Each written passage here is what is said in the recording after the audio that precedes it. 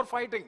Sir, you may kindly see over 600 students are trapped in Sumi over 12 days in the midst of bombing without food or water. The feedback from the students and majority of the evacuees is that the government came into the scene only after they have crossed the borders. Sir, within Ukraine, they were mostly at the mercy of the persons called the contractors in their language. So, sir, when we take pride and credit in the evacuees, sir, with these students back to India, now the government's priority should be how to recoup the loss to thousands of these students. Sir, I would like to request the Honorable Health Minister to resolve the matter of students as soon as possible in the interest of these young citizens, because they are in big trouble. The issue of the students who have already returned from Ukraine, most of them are medical graduate students. Their issue has to be dealt with and is to be resolved.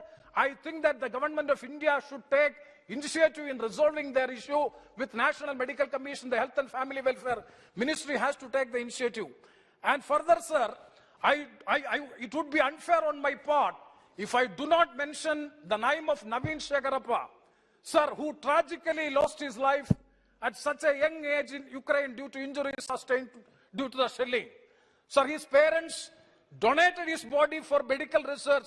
Overcoming their irreparable loss should remain a lesson for all of us, and I bow in reverence to these parents because they have done a wonderful thing, and that loss has to be mentioned here. So I salute the parents for the wonderful thing which they have done. Sir, the next point, this is regarding the Operation Ganga mission carried out by the government of India. A critical analysis definitely is required at the time when we appreciate the earnest efforts taken by the government of India. Critical evaluation of the program is highly essential so as to have a lesson in the future programs. So definitely such an evaluation would come. I hope that it would come from the Honorable External Affairs Minister, the Foreign Minister. So now coming to the second point which I would like to make under 193 discussion is the diplomatic stand of India in the current crisis. Sir, I know it very well that it is a tricky position. Sir, analysts and experts were initially of the opinion factoring in only the relative size and strength of the two warring parties. Sir, but the situation is drastically changed after 40 days. Sir, Ukraine is not the only casualty in this war. Ukraine and Russian Federation have 4 edges between being granaries of several nations in Asia, Europe and Africa. Sir, the war has disrupted the supply chains and created conditions of acute shortage and severe inflation and hunger. Sir, the ongoing war, in fact, has worsened the situation, already under severe stress due to the damage caused to the lives and livelihoods due to the pandemic, COVID-19 pandemic. Sir, the special military operation by the Russian Federation on a sovereign nation has brought swift retaliation from the Western nations supporting Ukraine. Sir, there has been a flurry of economic and trade sanctions against the Russian Federation, which are severest since the World War II, which happened more than 80 years ago. Sir, the geopolitics has literally polarized with the collective stand of NATO with the West and Russia with its supports mainly from the East. Such a polarization has already come into place. Sir, at this juncture, India's political stand in this issue is of paramount importance and significance. Sir, our Foreign Minister, Sri Jaishankar ji, had reiterated our stand on Ukraine conflict as, I quote, steadfast and consistent, and he stood for peace. I fully agree, unquote, I fully agree and I appreciate the stand taken by the government of India in the Ukraine crisis. Whereas the US President, Mr. Joe Biden, has criticized India's position or India's stand as shaky. And sir, even the recent days, the countries belonging to the West, they have even cautioned India about the attempts to circumvent the financial sanction which they have put in the Russian Federation. That caution has also been given from the West. That has to be taken very seriously. Sir, this could be attributed, this caution, I'm not using the word warning, maybe the caution given by the West, even during there with so many eminent personalities have already visited our country, and there are all these eminent foreign officials were here in Delhi, our national capital, and also indirectly it is a warning or cautioning the government of India if you are circumventing the financial sanctions put in on Russian Federation. Maybe because of the 3 reasons. Number 1, sir, Sir, in early November 2020, India voted against Ukraine. Ukraine sponsored a resolution in the human rights violation in Crimea. That is the controversial place. And number two, India's abstention from voting in the UN Security Council and UN General Assembly in the Ukraine issue, which might have upsetted the anti-Russian camp, and we have seen to be projected as a supporter of the aggressor and losing our democratic credentials. That may be the second reason. And the third one is, sir, the India statement at the United Nations lacked the condemnation of the Russian attack on Ukraine, which the President Vladimir Putin called as a special military operation. These might be the reasons by which this observation has come from the West. Definitely that has to be cleared. Sir, it is a very interesting geopolitical situation prevailing now in the world.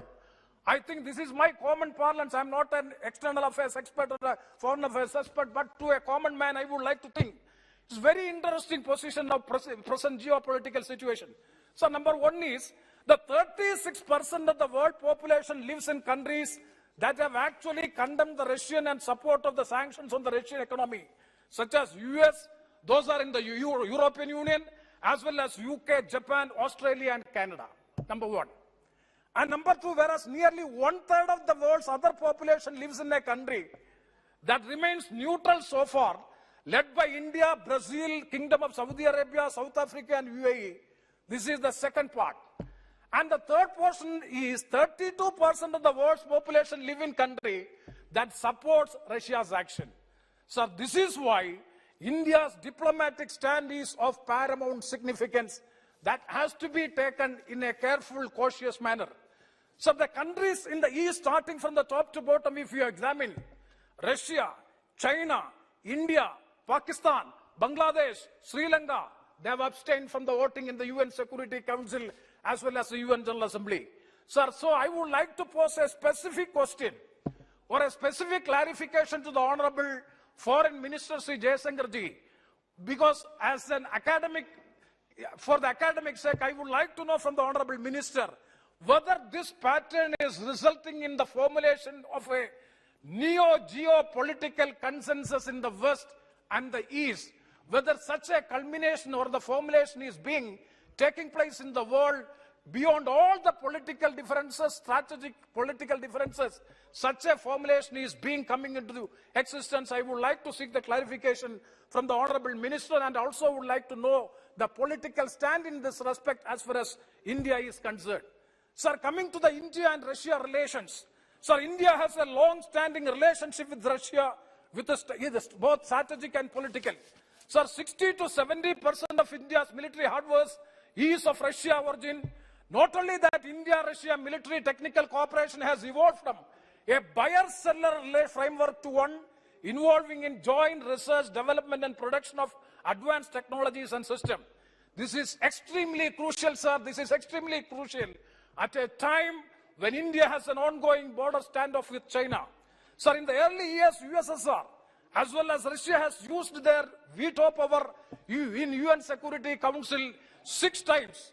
Sir, in the year 1957 over the Kashmir issue, when the then leader of Soviet Union, Khrushchev, has said Moscow was just across the border, and in case of any trouble in Kashmir, Delhi should just give a shout to the USSR.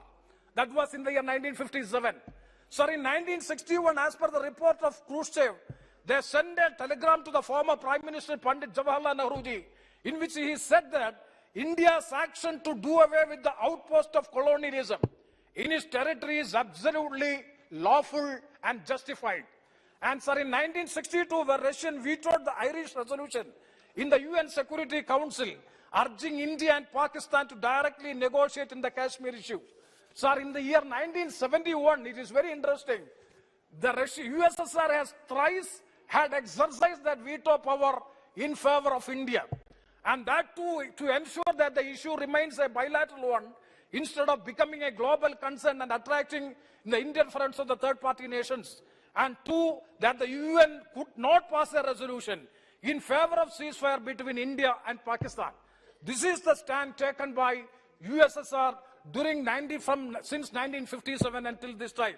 So, sir, my point is, thus Russia has proven itself to be a trustworthy strategic partner of India and time-tested ally. This is my observation in respect of our relation with Russia. Sir, coming to the economic impact of the crisis. Sir, on a macroeconomic study, it can be seen that the economic repercussions in this crisis is manifold, which one of them is direct repercussion that stems from the disease of the elevated oil prices. So Russia is the world's third largest producer and exporter of oil after US and Kingdom of Saudi Arabia, meeting 10% of the global demand. So in the early days of the crisis, the price, I'm not going to the details, sir. Sir, this crisis will also overthrow out of kilter the macroeconomic assumptions on which projections in budget 2022-2023 and the economic surveys are based. So definitely the economic impact has to be taken very seriously. Sir, currently we are seeing an increase of $30 rise in the crude oil. So the rise in the crude oil price poses inflation, fiscal and external sector risk. Sir, if the war is to continue and the sanction to sustain may lead to a major global economic crisis, and that too after the COVID-19 pandemic, where the economies are still suffering from. Sir, in such a situation, what is the step to be taken by our government at this juncture? Sir, my suggestion is, and my point is, history has proven that war has never been, nor shall it ever be a resolution for anything. Coming from the land of Gandhiji and Subhash Chandra Bose, we have always been able to find a balance between himsa and ahimsa. So I propose that we should take this as our diplomatic stand, and India should take the initiative in mediation to resolve the dispute to restore the peace. Sir, within 2 minutes I will finish. Sir, the recent meeting held between the Honorable Prime Minister of India and the Foreign Minister of Russia, Sergei Lavrov, where Sergei Lavrov has underlined that India has an independent foreign policy, not under the influence of US, indicated that if India was to play the role of a mediator in the case of Ukraine, then it can support such a process and no one will be against it. Sir, the same was expressed from the Ukrainian counterpart even at the early stages of the crisis. Sir, to me, it seems a good opportunity for India to play a substantial role in the ongoing stalemate. I am reminded of the good old golden days of NAM, non-alignment movement, and the leadership role played by India during the crisis in the former days. Sir, we have been all along professing the principle of Vasudhaiva Kudumbakam in our practice and belief. India should therefore impress upon all countries proactively that the world cannot afford this man-made catastrophe at a time when it is still to recover from the trials and tribulations of the COVID-19 pandemic. So, sir, it is time when all nations are taking sides that India should take the initiative to resolve the conflict as an honest mediator. Sir, I am sure that India enjoys that stature and goodwill with all concerns. With these words, I conclude. Thank you very much, sir.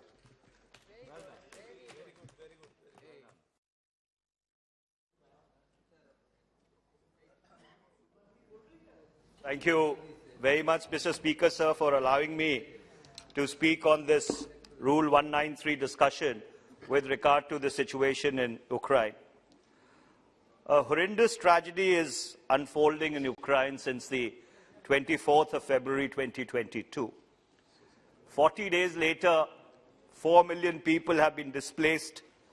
Over 4,000 civilian casualties have taken place. Indeterminate number of armed personnel, both Ukrainian and Russians, have been killed in the conflict. The alleged killings in Bucha, a suburb of Kyiv, has once again brought home the horrendous reality that war is only exciting as long as you watch it on a television channel. The long peace of Europe has once again been shattered after the Balkan conflict of the 1990s and the 2001.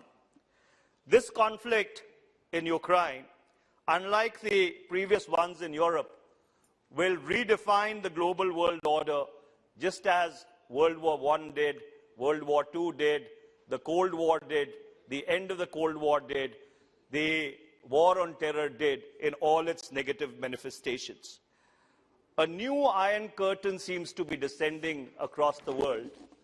And unlike what Winston Churchill had said at Fulton Falls in Missouri, and with your permission, Mr. Speaker, sir, I will quote that from Stettin in the Baltic to Trieste in the Adriatic, an Iron Curtain has descended across the continent.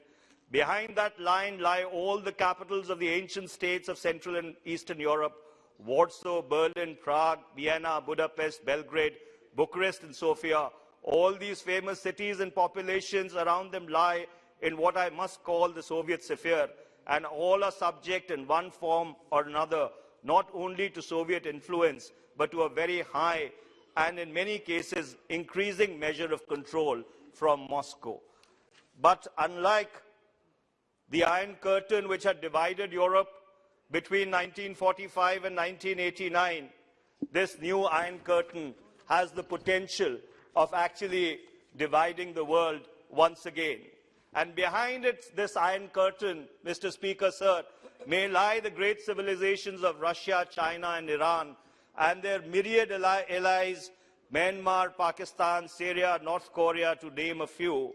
And the recent joint statement on the 4th of February 2022 between China and Russia, expounding international relations entering a new era and global sustainable development, may actually become the foundation of this unfortunate division which the world is witnessing today.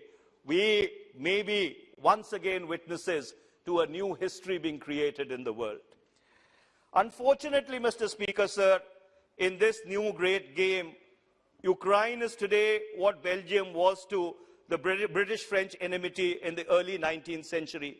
Poland was to the German-Russian rivalry for over 2 centuries. What Afghanistan was to the battle to bring down communism, a battleground, and unfortunately, at best, a chess piece. Mr. Speaker, sir, who is responsible for the situation in Ukraine? Undoubtedly, the first coercive step was taken by Russia. But then, Russia has been a trusted friend of India, and it has been a long-standing ally.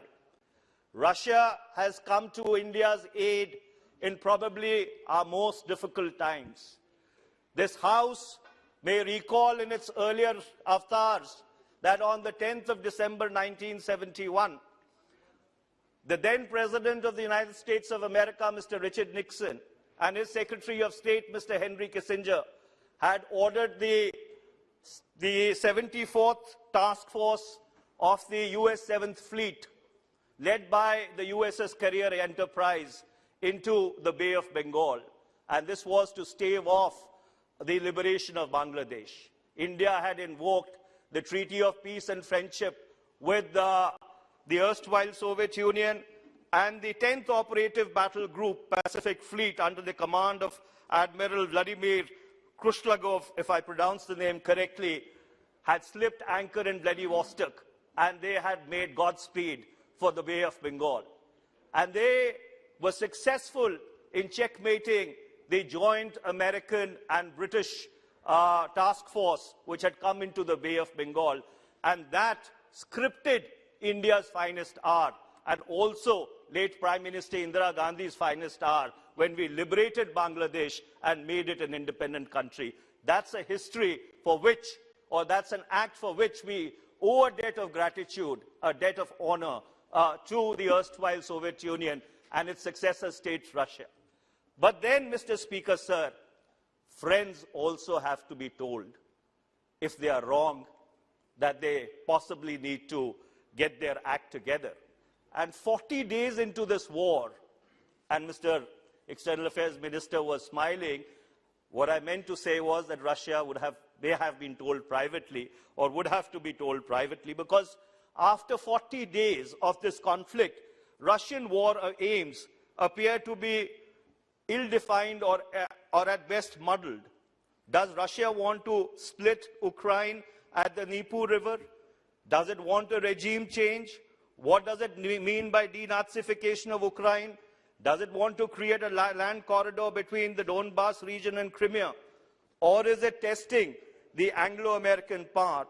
For Ukraine joining NATO is at best a cat's paw. It's been on and off the table since the Bucharest summit in 2008. And America, exhausted after 2 decades of trying to reorder the frozen geography and power balance of the Middle East post the dismemberment of the Ottoman Empire, should have anticipated this after their ignominious withdrawal from Afghanistan. But does Russia alone bear responsibility for this conflict?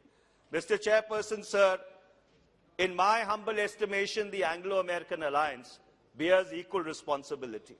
On the 26th of December 1991, Mr. Chairperson, sir, when the erstwhile Soviet Union ceased to exist, or it was dissolved, Ukraine was the 3rd largest nuclear nation in the world. It had the 3rd largest nuclear arsenal in the world. In 1994, in terms of the Budapest Memorandum, which was midwifed by the United States and Great Britain, Ukraine was stripped of its nuclear arsenal in return for amorphous security guarantees that if its peace or sovereignty was ever transgressed upon or trifled with. But unfortunately, when the push came to the shove, these political commitments evaporated into thin air. We have a saying in Punjabi, Mr. Chairperson, sir, and it goes as such, ki Rab nede ke kusun, is God closer or the punch? And unfortunately, Ukraine traded amorphous security guarantees for what was a substantive, tangible security guarantee it had in terms of its nuclear weapons and its nuclear arsenals. This is a cruel thing to say, Mr. Chairperson, sir, but unfortunately, in the times that we live in, I think it needs to be said. Ukraine also, unfortunately, it seems miscalculated. They should have been far more sensitive to Russian concerns and the eastward expansion of NATO, which Russia time and again characterized as a security threat to its own sovereignty and integrity as a nation. In 3 waves, first with United Germany retaining its membership of NATO, then in 1999 with the Czech Republic, Hungary and Poland joining NATO, in 2004 Bulgaria, Estonia, Latvia, Lithuania, Romania, Slovakia, Slovenia, 2009 Albania and Croatia, 2017 Montenegro, 2020 Macedonia. 14 countries have joined NATO since the breakup of the erstwhile Soviet Union, and they all lie in Eastern Europe. And therefore, going all the way back to the Munich Security Summit of 2007, when President Vladimir Putin had articulated Russia's concerns with regard to this eastward expansion of NATO, possibly Ukraine could have been a little more circumspect and a little more careful. I wouldn't say that Ukraine should have gone down the path that Finland went down in 1948, what is called the Finlandization of European foreign policy. But I hasten to add that Ukraine possibly needed to be far, far more careful and cognizant of the security concerns of its eastern neighbor. Under these circumstances, when the world seems to be in a flux, and even around India, there seems to be turmoil, there is political unrest in Pakistan, there is economic unrest in Sri Lanka, what is it that India should really be doing? And there, I would like to commend the government. I would like to commend the foreign minister. The government so far has been very cautious and circumspect. The government has been trying to tread a very thin line. It's been trying to walk on the narrow edge of the wedge, and it's not a very easy act to perform. But I'm afraid that this may just be the beginning. The push may not have come as yet, because if you go by some of the statements which the United States Deputy National Security Advisor, who has an Indian-sounding name, Mr. Dalip Singh, articulated while he was in Delhi, or the exchange which the foreign minister had with his British counterpart, I think the pressure is just is just getting built up. And therefore, my concern is that Nehruvian autonomy, what we call non-alignment, that held India in good stead between 1946, going back to the first Asian Relations Conference, all the way up till 1989, when the Berlin Wall collapsed. That luxury may not be available to India. We may not really have the option of being able to sit atop this new Iron Curtain. And the reason why I say this is not because I'm making a value judgment on the current government. Unfortunately, the geopolitical situation as it has evolved post the collapse of the Soviet Union and Eastern Europe has also made India take positions going back 3 decades.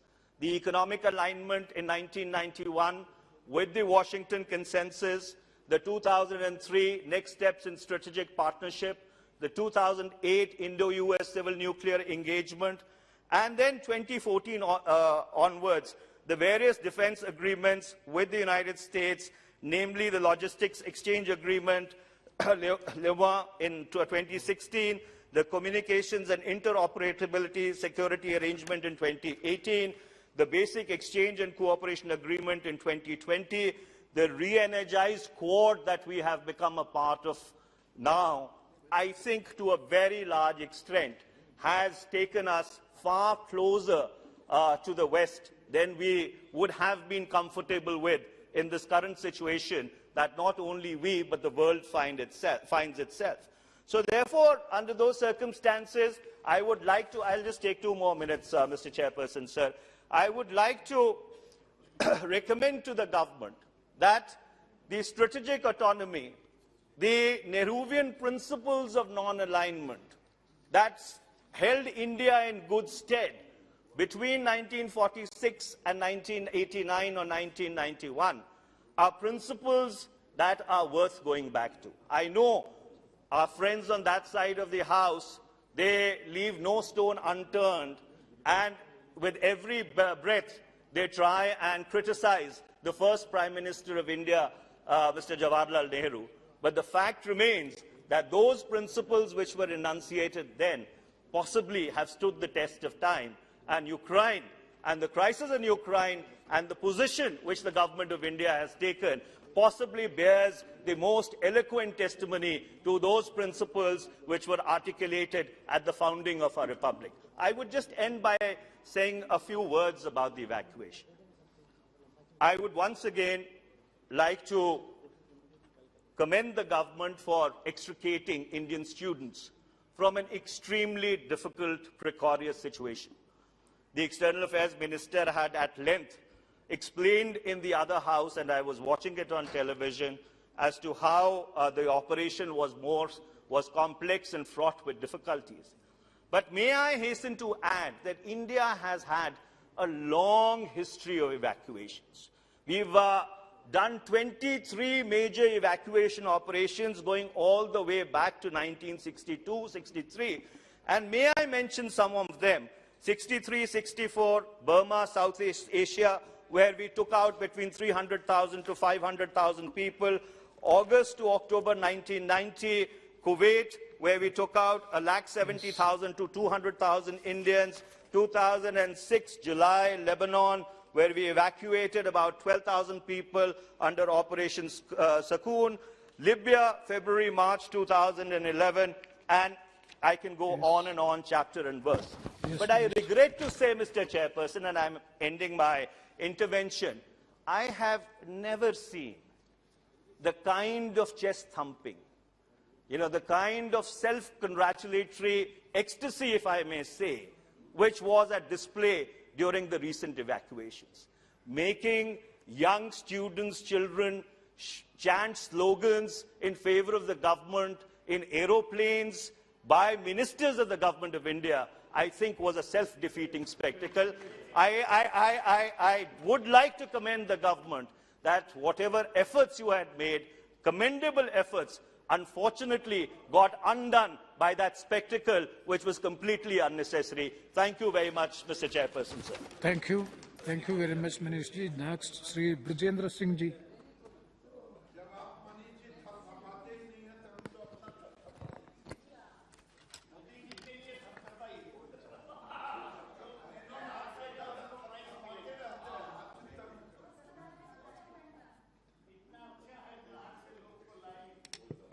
Thank you, Chairperson, sir, for allowing me to speak under Rule 193 on the discussion on the situation in Ukraine. I'm also thankful to my party for affording me this opportunity to speak in the House on 2 consecutive days. It's a first for me. Sir, before I begin, let me put in a caveat that I'm neither an expert on international relations, nor am I versed in the vocabulary of diplomacy. So what I say may be taken as musings of a concerned and partly informed citizen. So the current conflict in Ukraine is perhaps the most important geopolitical event since the pulling down of the Berlin Wall in November 1989, which marked the end of the Cold War. Why I say this is because this war in Ukraine has exposed the limitations of the world order as we've known for more than 7 decades. But does it indicate a move towards a new world order? Does it mark a dispersal of power among the big nation states? Does it mark the first signs of an emerging multipolar world? These and so many other questions are thrown up by this conflict. Because this conflict, as was rightly said, is a European conflict, but its ramifications can already be seen across the world.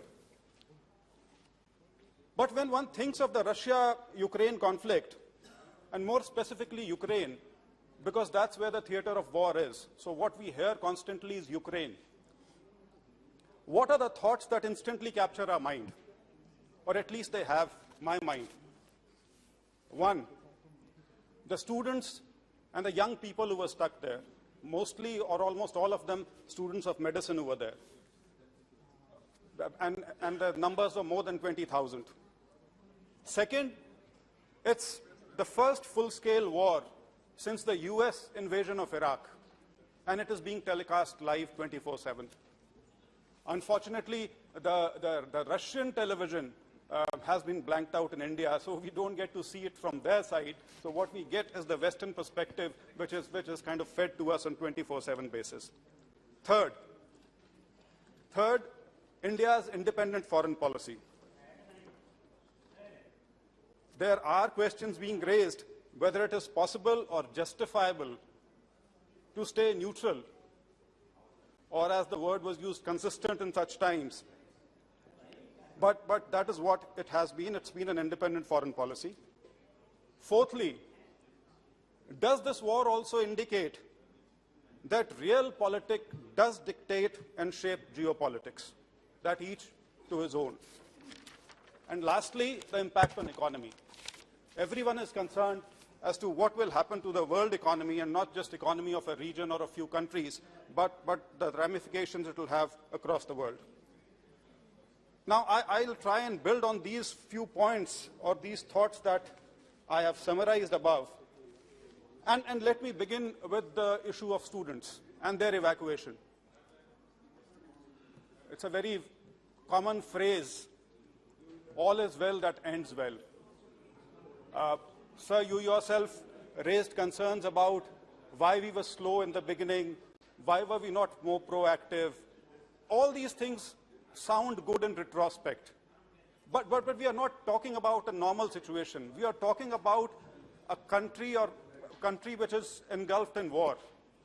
It is not as if the government did not issue advisories. And it is not that these advisories were issued as a matter of routine. These are exceptional advisories, which were issued in the month of January. Registration was opened up. More than 20,000 Indians registered with the Indian embassy in Kiev. But unfortunately, the situation was so fluid that no one knew for sure that war is actually going to happen. I remember I was in my constituency interacting with people, and two parents came to me. Their children were there in Kharkiv, and they said, MP साहब जरा बताइए कि आप हमारे बच्चों को वापस लाने के लिए क्या करेंगे?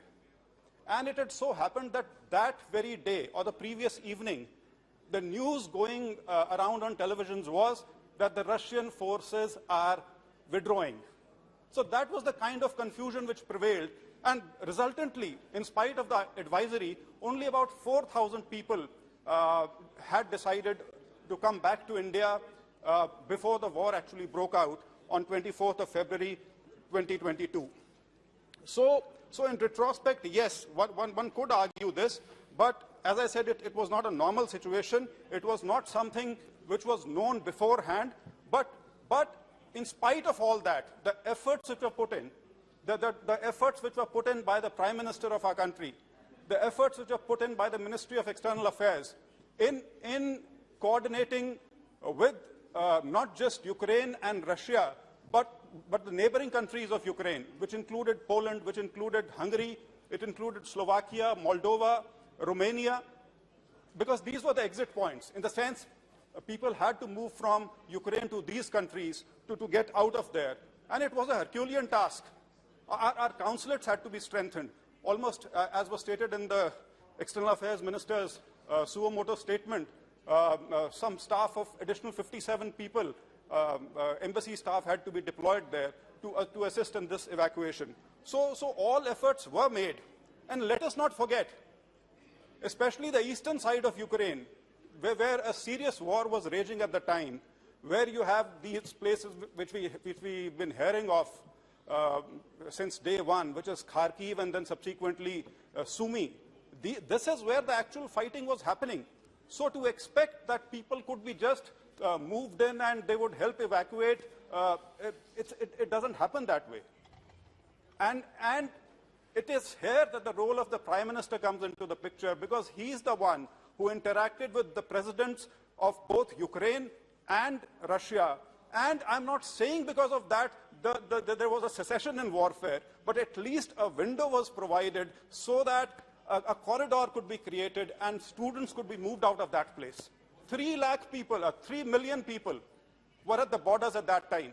3 million people, 30 lakh approximately, who were kind of all homeless and on their way to move out of Ukraine into the neighboring countries.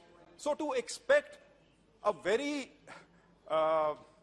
easy way out is to expect the moon. But in spite of all that, 22,500 people have been evacuated, most of them students, without a single casualty. Nothing could be greater in terms of success than that. But I have to say, they are our children, so it was our bounden duty to get them home. And we have got them home. So let us not kind of put question marks on that. But yes, I do have a request.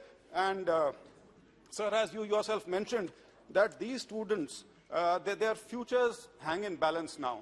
The chances of their going back to Ukraine and completing their education perhaps will not happen. So some via media will have to be worked out by Government of India, either in consultation with Ukraine or with other countries, or within our own medical system, as to ensure that these students do complete their education in some form or the other, so that that purpose is at least taken care of.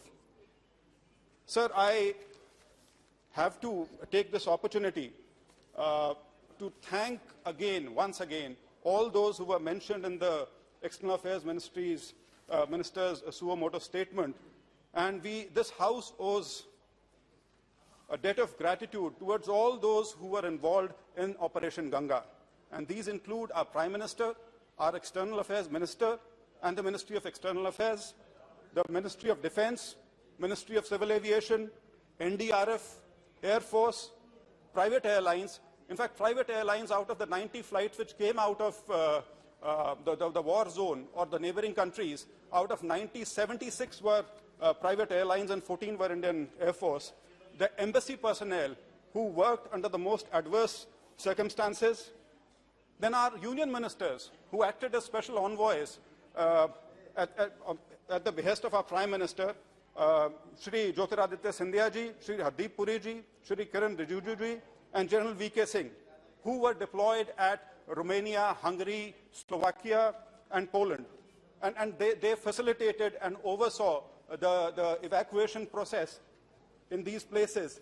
And I, for one, did not expect from my esteemed colleague to pick on certain snippets from social media which had gone viral and make it some kind of an issue on the floor of the House. But that's their nature. One can't help with that. So, and also, we owe a debt of gratitude to the countries who have cooperated with us in this regard, which includes both Russia and Ukraine.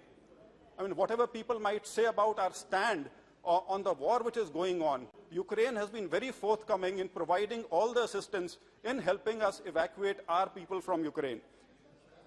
And also Poland, Moldova, Hungary, Romania. So all these countries we are thankful to.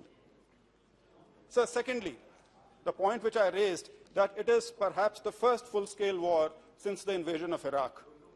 And again, like the Iraq war, this is not a war between equals. But my esteemed colleague Manish Tiwari ji did bring out what could have led to this, and one can have a view on that. I would just mention two things here. In fact, two scholars. One is actually a journalist called Tim Marshall. Tim Marshall wrote a book some time back called The Prisoners of Geography. And he says that there are certain geographical issues which you can't escape. Howsoever new or old a country might be, there are certain facts of geography you cannot escape. And according to him, Poland and Ukraine are the two red lines which Russia will never allow anyone to cross. Russia today is a country with only 1.6 billion GDP. But these things go beyond just the economic strength. They are existential in nature to a country, to a nation state. And in this case, Ukraine more than anything else, Russia will fight to the last man was known to everyone. They conquered or captured Crimea in 2014. That was part of this only. 2015, University of Chicago, John Mearsheimer. It's a 45-minute lecture. He brings it out quite clearly that the way NATO is going about doing things and the way it's expanding its boundaries more and more towards the doorsteps of Russia, and the way they are trying to incorporate Ukraine into the NATO system, there are going to be consequences. And consequences, he was very specific in saying, are going to be totally to the disadvantage of Ukraine. It is Ukraine which is going to be destroyed. Neither the NATO countries will suffer for it, nor anyone else. If you look back today and hear it, it sounds almost prophetic, because whatever is said seems to be playing out as if to a copybook. But that's how it's happened. So it's a full-scale war that we are witness to. And as they say that you can start the war, but how it will end, no one can predict. And same thing seems to be happening here also. It's more than 40 days, and a resolution still does not seem to be in sight. Now we come to something which is very, very relevant to us, which we all think strongly about and have our views on it, which is our foreign policy. The External Affairs Minister in his statement used the word steadfast and consistent. I would just refer to these 5 statements of our permanent mission at the UN. All these statements are consistent about one thing: immediate de-escalation of tension, diplomacy and dialogue, and sincere and sustained diplomatic efforts to ensure that concerns of all sides are resolved through constructive dialogue. This is the thread which runs through all these statements. So we have been steadfast about it, we have been consistent, but I'm also reminded, I think it was G.B. Shaw, when someone asked him that, why aren't you ever consistent in what you say or what you believe in? He's supposed to have said, consistency is a characteristic of the asses and I'm not an ass. So India is consistent in its stand today, but what is there in store for us in future? Our foreign policy is that way, it's in very good hands, it's in very strong hands, and I'm sure as times unfold, that will be taken care of. Sir, now, when we talk about international relations and India's international policy, there is a whole gamut, and I can't go into the details of it. I'll just pick on 2-3 points. India-Russia relations. Relations which are termed a friendship. India-Russia friendship. Our friend mentioned about as to why India isn't taking a principled stand and so on and so forth. I just have to mention the Hungarian invasion. The Hungarian invasion in 1956. The Prague Spring of 1978, the Afghan invasion of 1979, India's stand then also was what it is today. So let us not fool ourselves into believing that there was something else happening earlier and something which is kind of unethical which is happening today. Lastly, sir, there's this great thing about Quad, that, maybe India's standing is now affected because, our stand might be taken otherwise. Japan has been here, we've had a summit. A $40 billion agreement of investment has been agreed to over the next 5 years. There's been a summit meeting with Australia also, and there has been no bad blood. There has been nothing of concern in these meetings, which just goes to show that Quad is in place. The United States of America, the most powerful player in the picture, has accepted, maybe kind of conditionally, but they accept our stance and our compulsions, and so we are well placed in that situation. There is the issue of sanctions. The Katsa is being hung over us as some kind of a sword, but still we've gone ahead and made the purchase of S-400 systems. So it is not as if it is just us who are getting affected. Everyone is getting affected. Everyone is recalibrating its standing and recalibrating its friendships across the world and relations across the world. Lastly, sir, last point, sir. Impact on the economy is going to be on us. It is going to be worldwide. We've experienced this in 1973, the first oil shock, 1979, the second oil shock. So definitely there are going to be consequences. Sir, External Affairs Minister in one of his interviews had said, India tilts on its own side. May I conclude by saying we are too big to be tilting on anyone else's shoulder. Our weight is too much to bear. We have to carry our own weight, and we shall do so with aplomb and ease of an ancient civilization and a formidable nation. Thank you. Thank you very much. Next speaker, Dr. T. Sumadiji. Thank you very much, Mr. Chairperson, sir, for allowing me to partake in this discussion on Ukraine. Sir, the war will end, the leaders will shake hands, the old woman will keep waiting for her martyred son, that girl will wait for her beloved husband, and those children will wait for their hero father. I don't know who sold their homeland, but I saw who paid the price. Absolutely. So these powerful lines of the famous Palestinian poet Mahmoud Darwish keep on haunting us as we watch those disturbing images from Ukraine, civilians being bombarded, innocent civilians carpet bombed and got killed in the warfare between two countries, and museums and theaters getting shelled, and our own Indian citizens, particularly students, fleeing to borders on foot, by foot. And more recently, the ghastly scenes of 410 dead bodies of the civilians unearthed, and those who were ruthlessly killed by the troops, which was a family of a woman mayor of Timotijin, who were buried in the pine yards.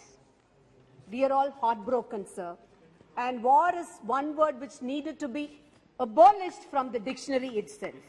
And it is high time, as one of the largest democracies of the world, India, with its positive image, should take the moral responsibility to be the honest mediator between Ukraine, the world's largest food producer, and Russia, the greatest exporter of gas to Europe.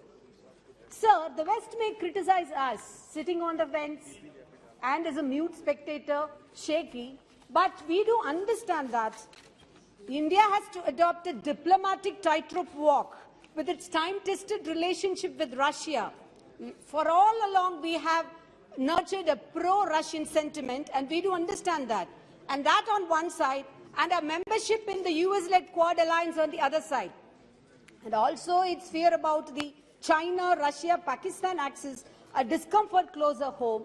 But still, the whole world looks up to us that we have to adorn the role of a real negotiator, honest negotiator in the real sense of the term.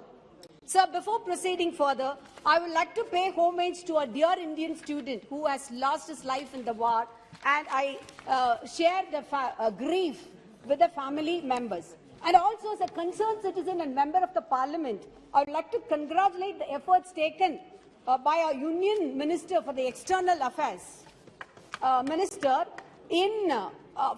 not alone for his humanitarian assistance, but also in the speedy steps he has taken in the transportation of our Indian citizens, especially our students, back home safely. Sir, our minister in a statement in Rajya Sabha had issued a statement, and he has told in that 90 tons of humanitarian assistance has been given, and he is planning to give more, especially medicines.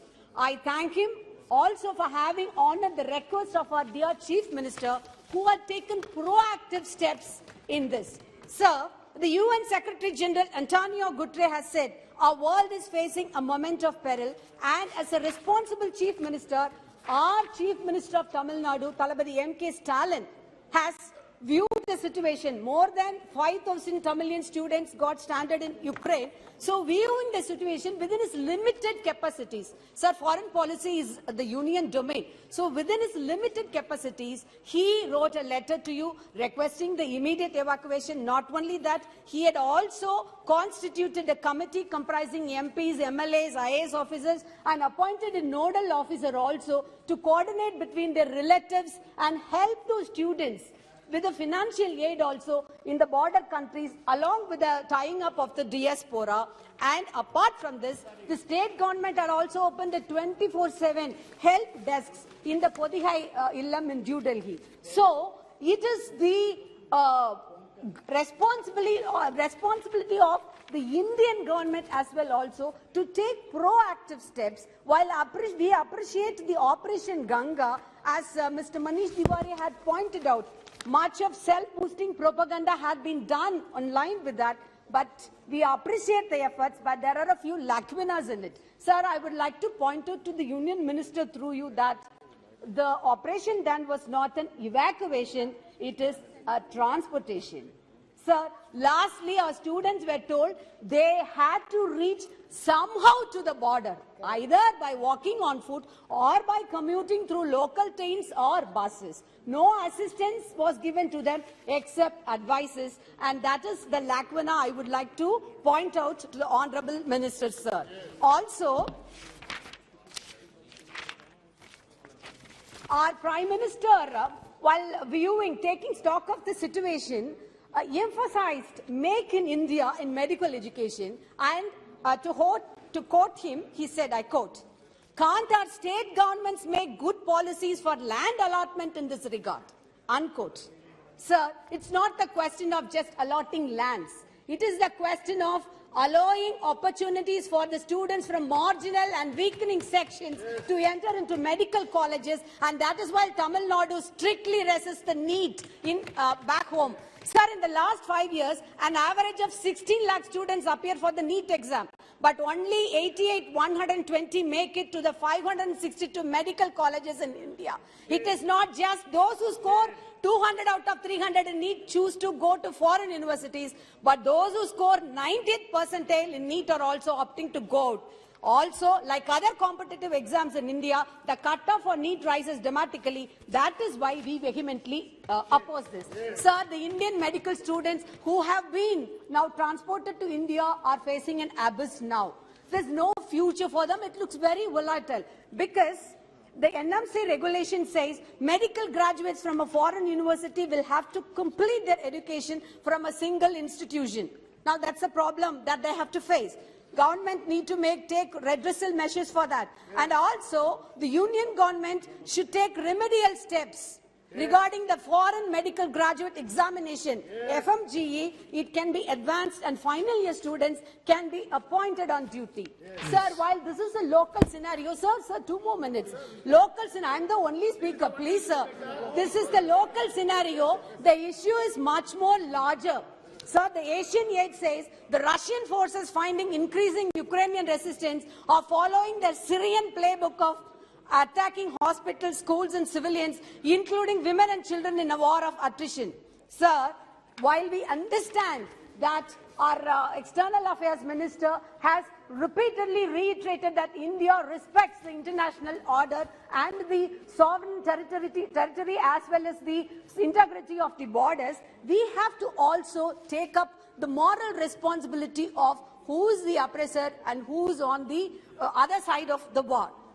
So though it's a tight corner because of a dependence on Russia's oil and gas, also the long-tested relationship as had been pointed out by honorable members here, we can't just be sitting on this fence as a mute spectator, just having the moment of Hamlet, Shakespeare's Hamlet, to be or not to be. That's the situation. So our BJP as well as our government always profess about Vasudhaiva Kudumbakam.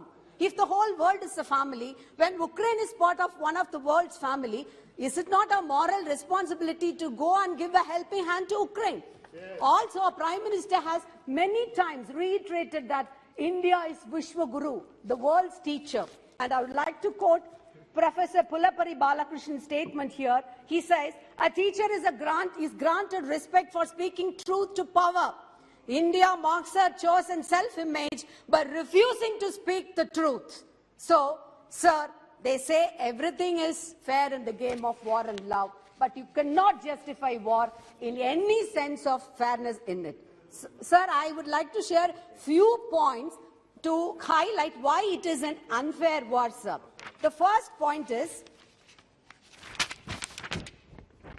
the Russian president has so long, he has been ironically justifying this aggression, saying that he is going to denazify Ukraine. Sir, it is a fiasco. Ukraine has embraced the Nazi Germany in 1940s, carried out by the Russian then, and our Ukraine President Zelensky's father was also a victim of that cruelty. And Ukraine is a UN member state, and a declared war on it by a permanent member of the Security Council is itself a violation in the UN Charter. The International Court of Justice has condemned it, and a very important point, sir, I would like to inform you, through you to the Union Minister, the Indian judge on the International Court of Justice, I debar from referring his name, he has also voted against Russia.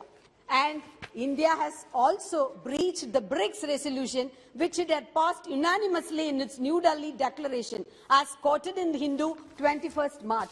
Sir, Ukraine, as pointed out by the honourable member, Mr. Tiwari, gave up the nuclear arsenal after signing the Budapest Memorandum on the basis of the security given by the veto-holding permanent members. Now, it is also a breach on that.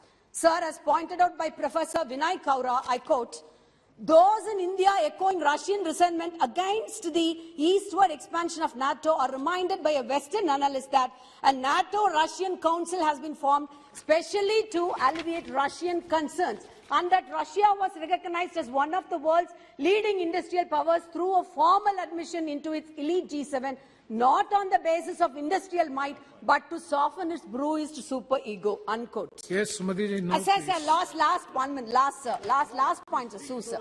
I would sum up with the following observation of G. N. Devi, I quote, today, India stands in a splendid international isolation because it has not only come a long way from Nehru's non-alignment policy, but also forgotten that Nehru's non-alignment in external affairs was organically linked to his idea of a non-partisan secularism in home affairs. And therefore, rarely did either of them sound hollow in his case, unquote. Sir, also India has not officially discarded the Panchashil principles, not yet, though it has moved from its non-aligned posture during the Cold War to its multi-alignment in the 21st century of that. Yes. Sir, I also just like to conclude again by Devi by quoting a passage by the writers in an open letter which was released by the PEN International.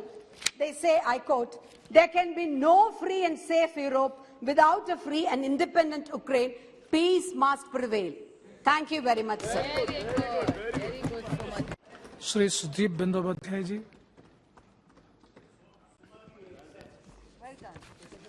Honorable Chairman, sir, this subject is to share with the views of the government of India. And we as a party, Trinamool Congress, normally in a mood or intent to extend support to the Ministry of External Affairs and the government's decision when it is related with matter of external affairs. We gauge the situation, we study about the situation,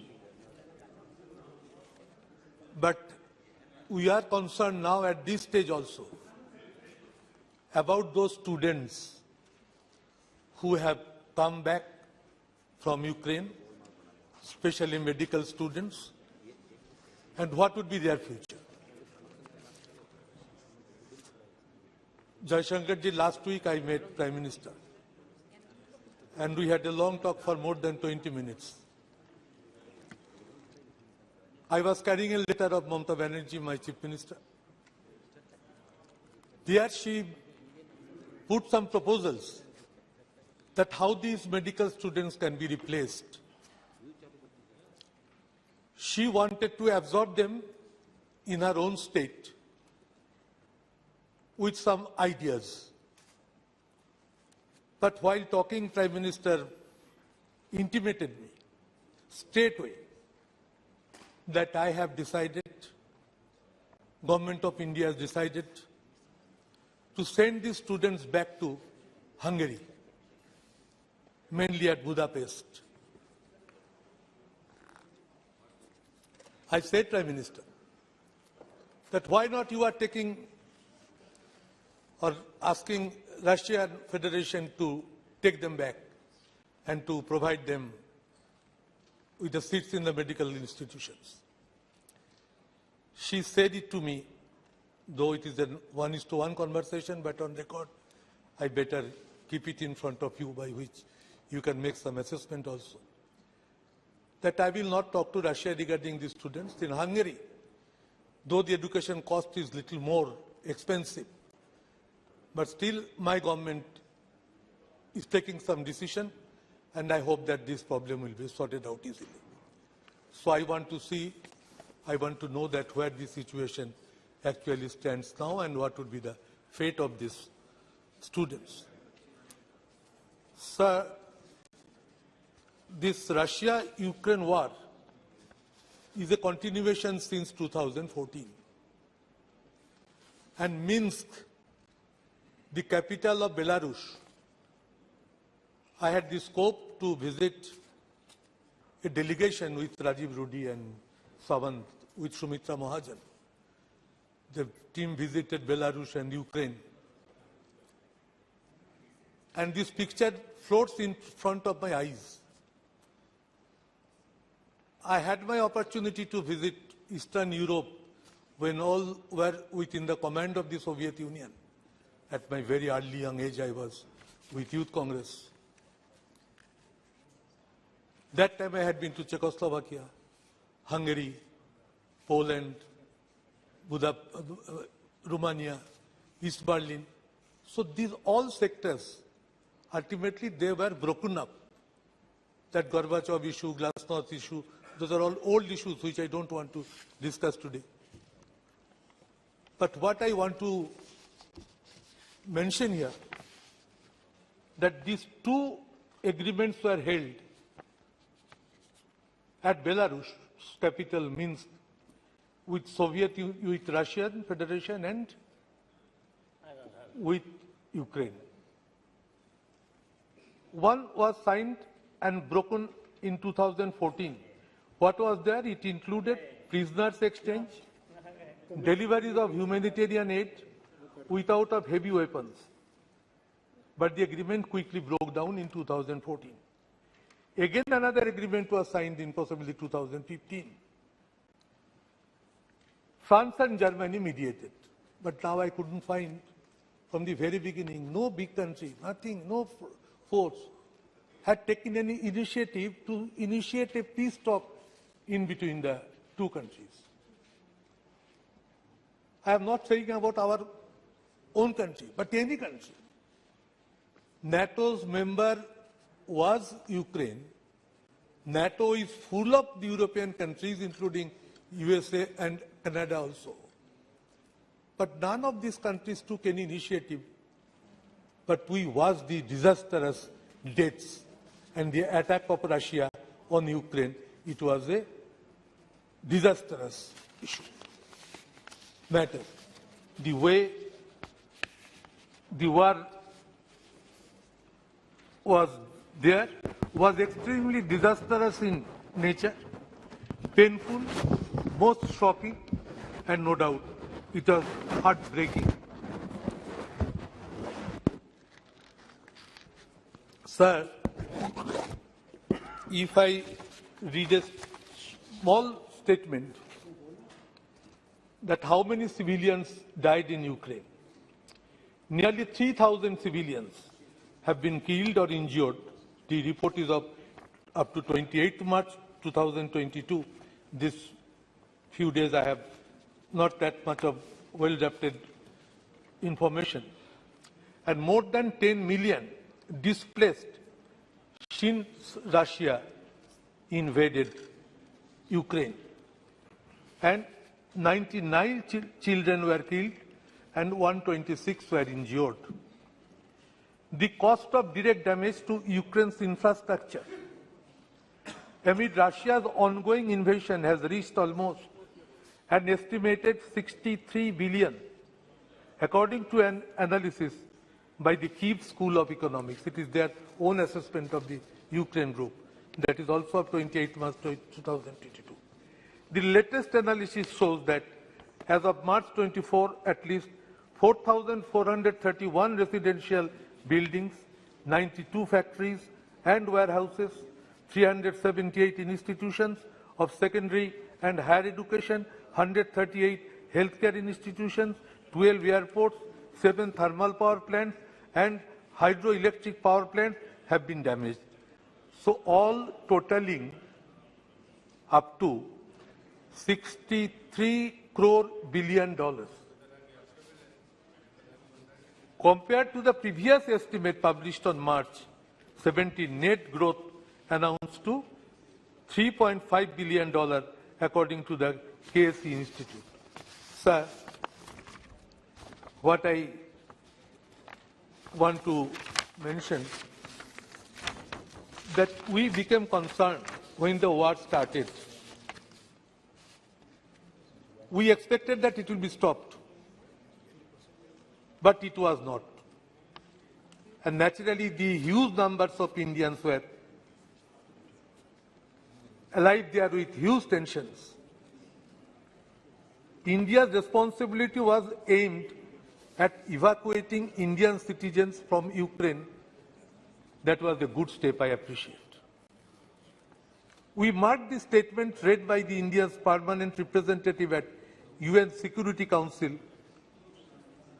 was actually a non-committal statement. That was neither here nor there type statement. This escalation of tension along the border of Ukraine with the Russian Federation is a matter of deep concern. These developments have the potential to undermine peace and security of the region. India's permanent representative to the UN, T.S. Trimurti, said at the UNSC meeting. So, sir, war should be completed. And if on our part any peaceful step is possible to take up, we should try to initiate. Because India, Soviet Union is all out from the very beginning. Since our early ages, we have seen Indo-Soviet Treaty.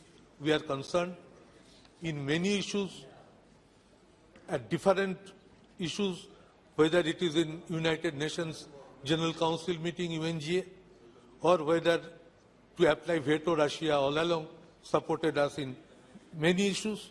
So we can initiate dialogue and give a leadership in front of the whole world that India is fully concerned with the battle, with the war. This war has pained us. The way the people have lost their lives, it is disastrous and painful, inhuman.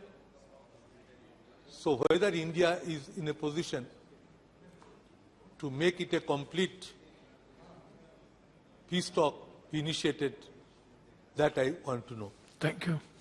Our next speaker is there also, Shaukat Rai, he will speak. I think. So, sir, I repeat our stand that any stand taken by Government of India so far, external affairs is concerned, we stand by the government wholeheartedly. Thank you very much.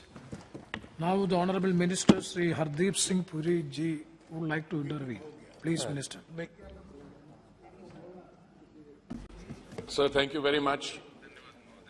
Sir, I had the privilege of being nominated as one of the 4 special envoys that the Honorable Prime Minister deputed to the countries around Ukraine following the launch of military operations on 24th February, when it became necessary to escalate the evacuation of Indian students who were studying in the Ukraine.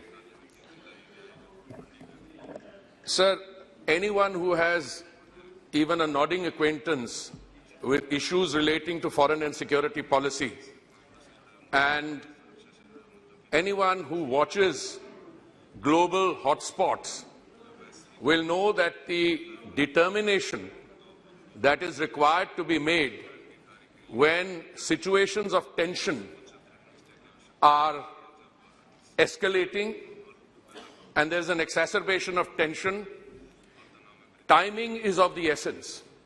So let me start, sir, by providing a perspective based on facts personally, with which I am personally familiar, what the Honourable Member Shri N.K. Premchandran said, who was the lead speaker today. He made some excellent points, both he, and now I'm addressing the chair. So I address the chair and through the chair, Honourable Premchandran, the speaker. Through the chair.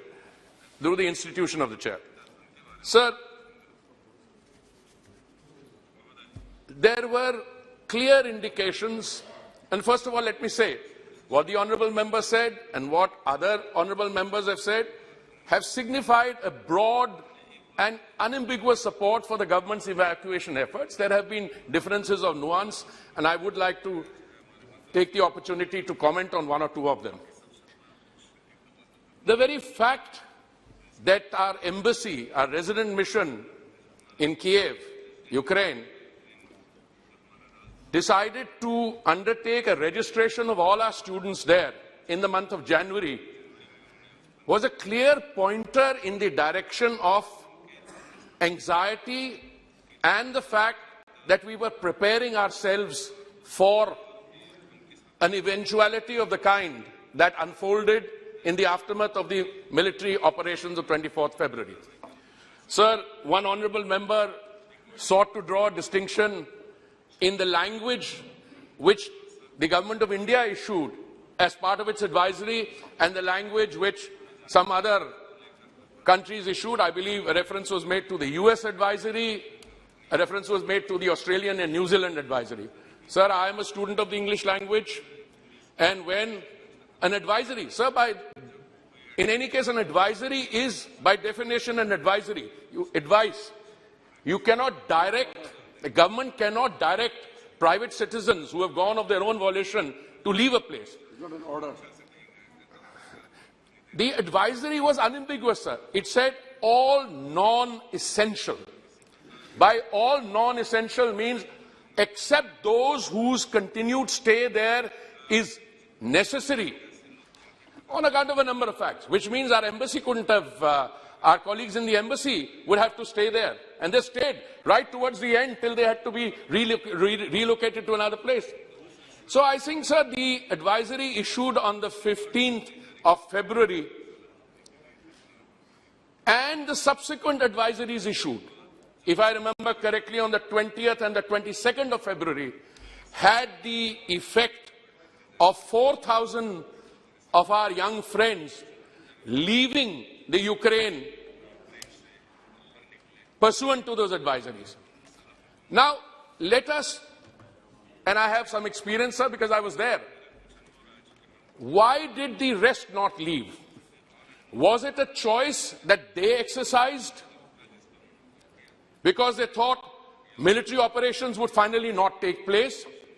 Or was there some consideration, and that is why a reference was made by one of the honourable members to student contractors, to the authorities in universities?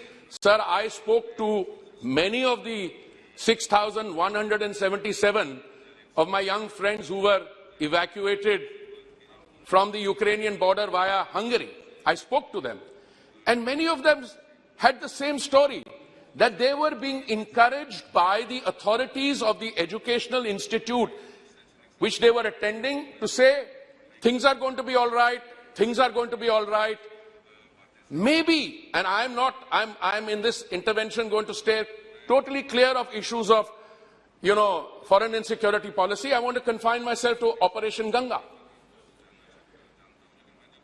When these young students are advised, look, you've got, some of you who are in the final year of medical education, you've only got 3 to 5 months left to complete your course, or some of you have got 1 year left. If you choose to leave, we may not be able to organize online classes, and it may result in your losing a year. That is the kind that young minds, that is the kind of talk young minds had to grapple with.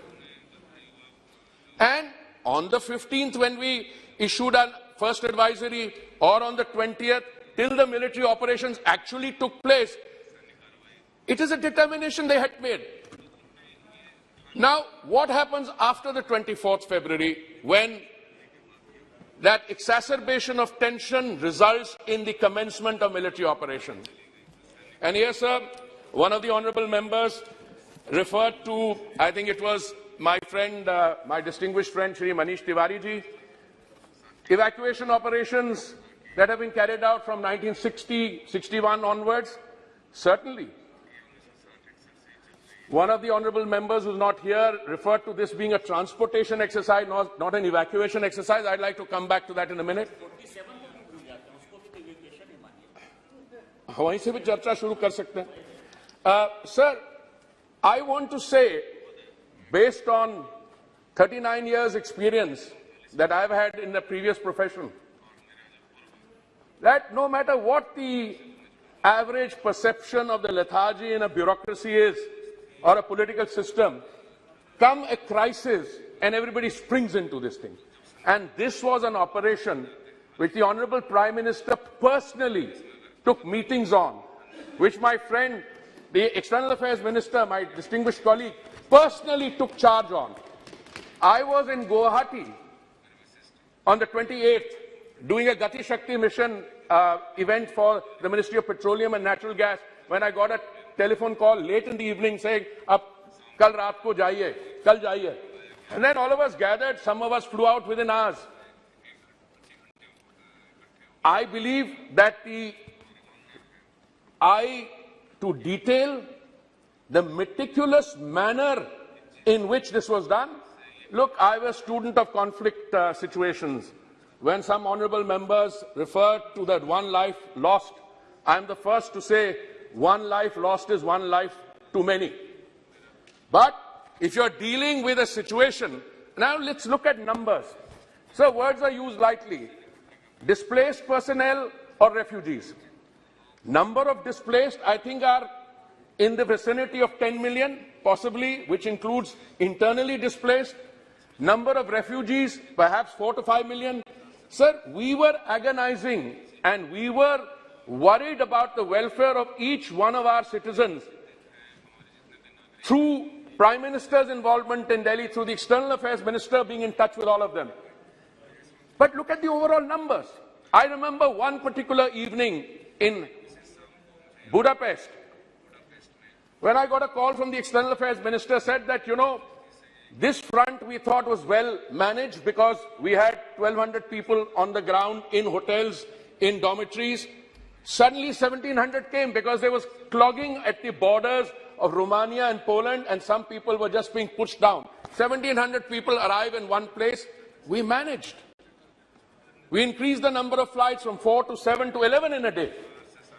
Why and how did that become possible? It is, बहुत आसान होता है राजनीतिक रोटियां सेकने कोई एक social media clip जा रहा. I can share with you hundreds of thousands of messages from grateful students and their parents which were sent that their evacuation, and I use the word evacuation, was being facilitated.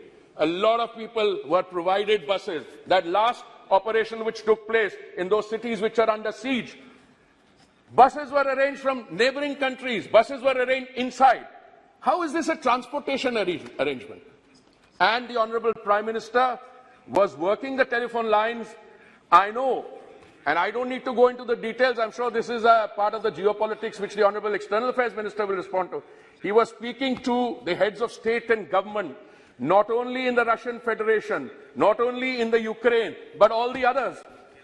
But ladies and gentlemen, let me just tell you, we had barely recovered from COVID, and we are in a warlike situation. And in a warlike situation, the two disputants who are waging war, and I don't want to go into whose fault it is, whether our vote, etc. It's so easy to talk about votes. I've had some experience. The making of foreign and security policy has to be based on tangible national interest, which the government and all the honourable members have said, it is the government which will determine that, rather than easy temptation to episodic social media tweets. Sir, very often in those difficult times, even when you were able to negotiate safe passage from one of the countries involved, only to find that the other party had maybe other military and objectives which they had to look at. So the fact that out of about 22,500, 400 left as a result of the advisories, another 18,500 were successfully evacuated, I think is not a small achievement. And as if you look at the history of evacuation operations I am familiar with, Operation Safe Homecoming, Operation Rahat in 2015 Yemen crisis, Operation Maitri, Nepal earthquake, evacuation from Brussels, Operation Devi Shakti, Operation Ganga, sir. In my humble submission, with 39 years of experience in that field, will rank as one of the most well-coordinated and successful humanitarian evacuation missions undertaken by any country anywhere. I'm not just talking about India. Sir, we faced some very interesting situations. That evening when the Honorable Prime Minister guided us, he said clearly that this is a humanitarian evacuation mission. When you say humanitarian evacuation, you don't stand by technicalities. You do not follow the literal letter of what is written. I remember I was traveling back in a car from the Ukraine border with the person who used to be our ambassador in Budapest. He had been sent back.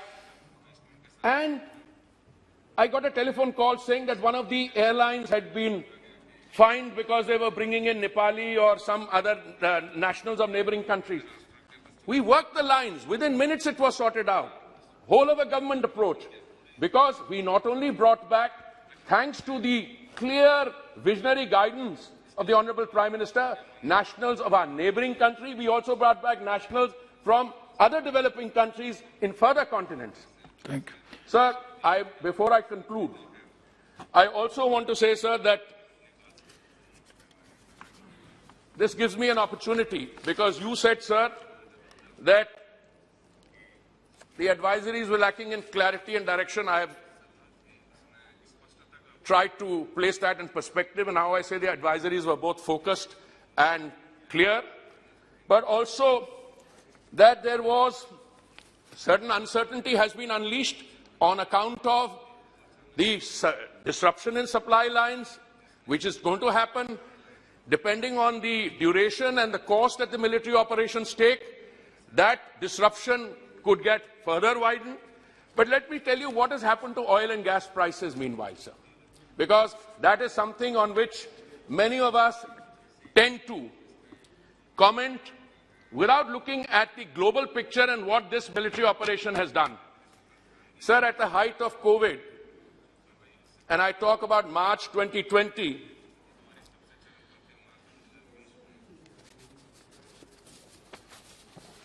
gas prices were $19.56 a barrel.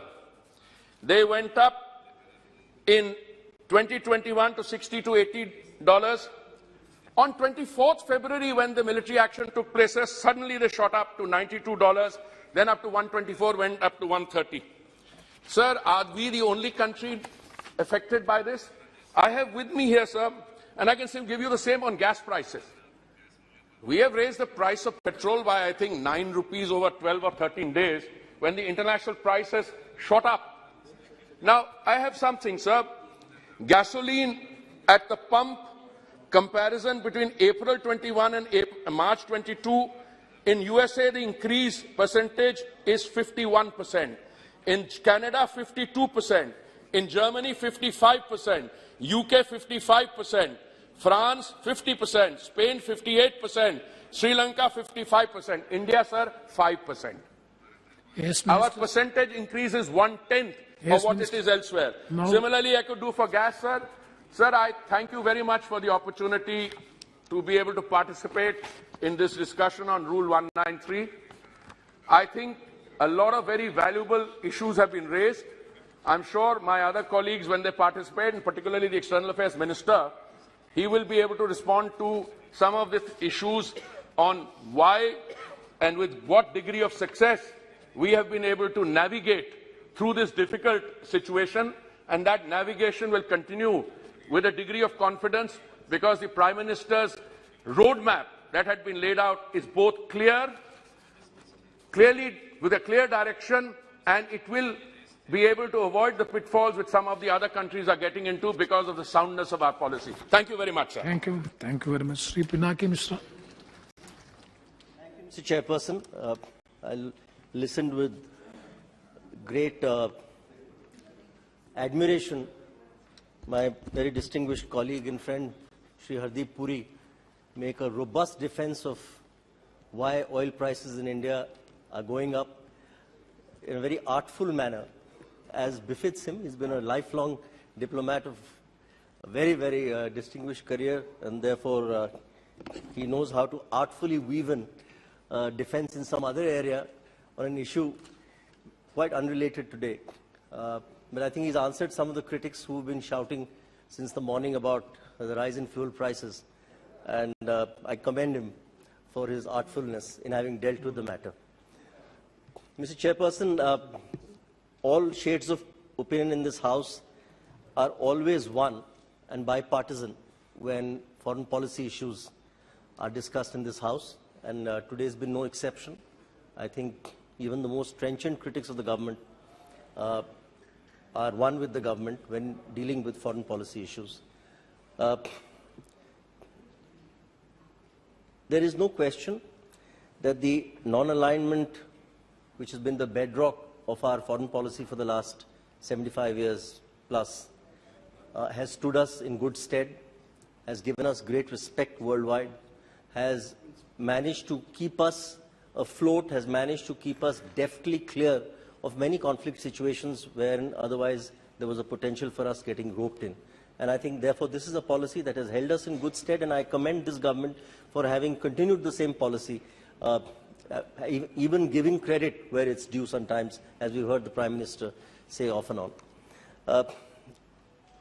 The morning television visuals that one sees from Ukraine are heart-rending. There is no doubt about it. I think every heart cries at the kind of massacre that's taking place there.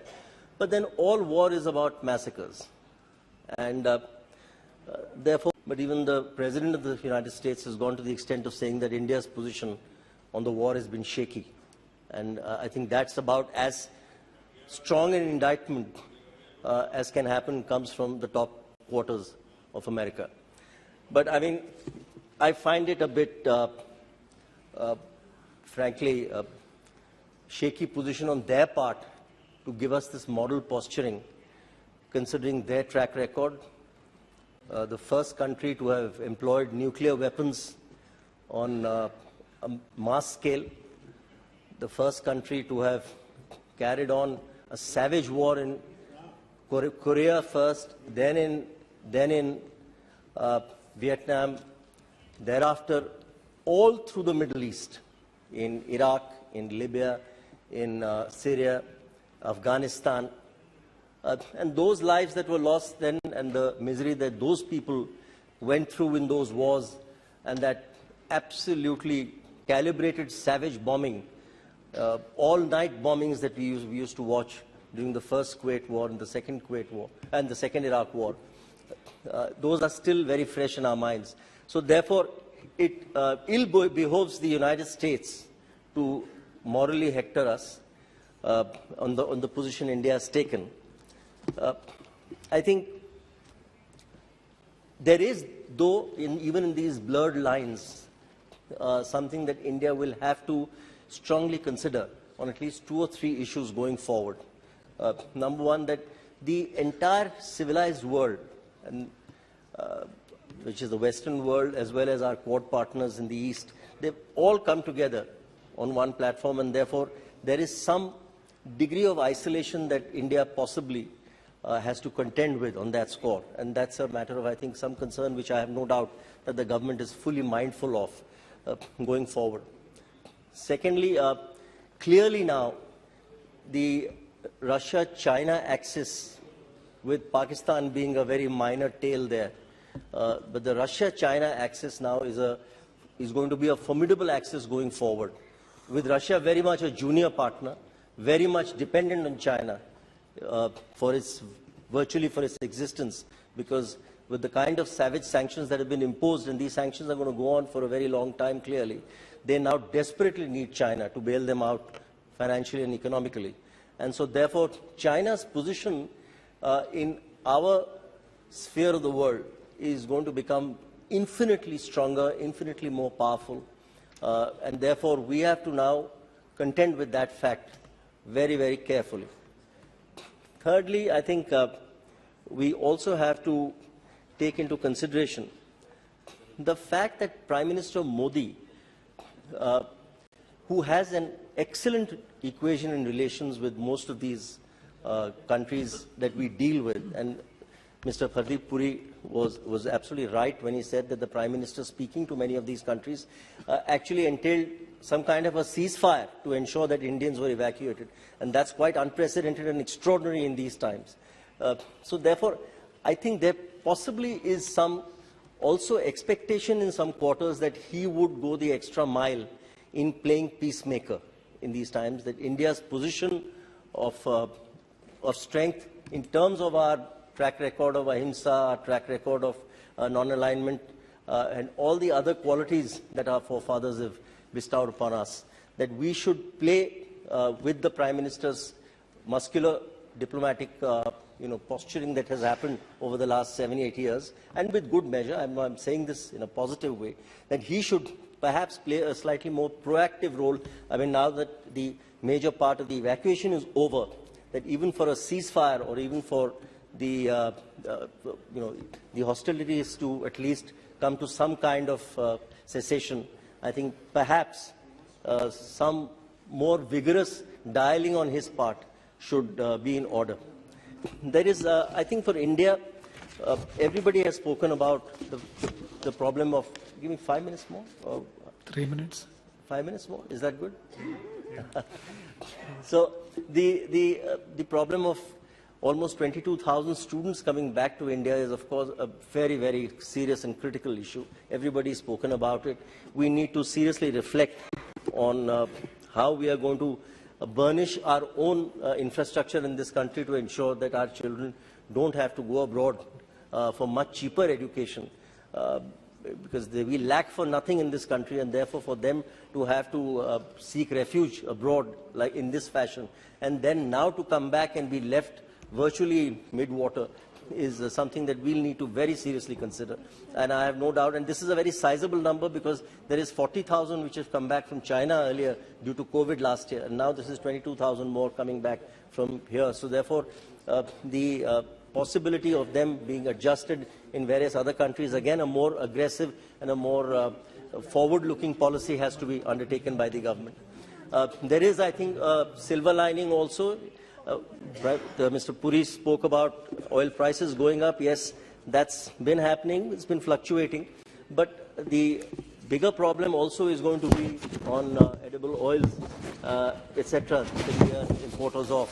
But of course, our exports should start looking up, because now wheat, which was the major export, wheat and corn, which was the major export of both Russia and Ukraine, accounting for almost 25% of the world's exports, are drying up, and therefore this is the time for India to really step up a very aggressive export drive to ensure that we gain something from the ashes of this war in terms of our own domestic economy. Mr. Chairman, I expect the government to very proactively, therefore, while all the government is solidly backed by all shades of both public opinion as well as political opinion in our country. So therefore, they are rock solid on that count. They have held their own so far. But I think going forward, everybody expects, under the leadership of the Prime Minister, for the government to be more proactive, both in the resolution of this conflict, as well as in order to be able to, I think, milk this to our advantage, both financially, economically, and in every other way possible, particularly in the geopolitical context of the fact that the Prime Minister could, and the government could, and the MEA could, and we have a very capable External Affairs Minister who's again had a sterling track record in the ministry. So therefore, under their aegis, if some kind of aggressive policy could be undertaken going forward for a cessation of hostilities, I think that is what all shades of opinion in this House would expect from the government. I thank you very much, Mr. Chairperson. I just want to add one sentence. Mr. Naveen Patnaik has, of course, done his bit. There were many ODIA students abroad, and I think Mr. Puri will bear us out, because many of them have come back under his aegis, the ODIA students, and we've thanked, my Chief Minister has personally thanked him for the effort he's made, and therefore I also would like to say that Mr. Patnaik has done everything he could have to ensure that our ODIA children have come back from abroad. Thank you very much, Thank Mr. you, Chairman. thank you, Sri Pinaki Mishra. Next, Sri Dr. Shashi Tharoor. Thank you. Thank you very much, Mr. Chairman. I think this has been a very rich debate already, and I know it's going to continue. And I want to really say that a few years ago, as Chairman of the External Affairs Committee of Parliament, I had said there is no such thing as a Congress foreign policy or a BJP foreign policy. There is only Indian foreign policy and India's national interests.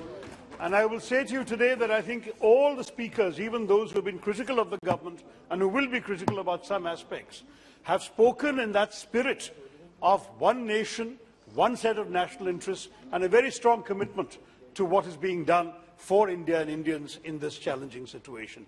And I do want to assure my friend, the Foreign Minister, that we have all been watching with very close attention and admiration the adroit diplomacy he's been conducting, and at the same time with some concern about some of the areas on which we may have a slight difference of emphasis.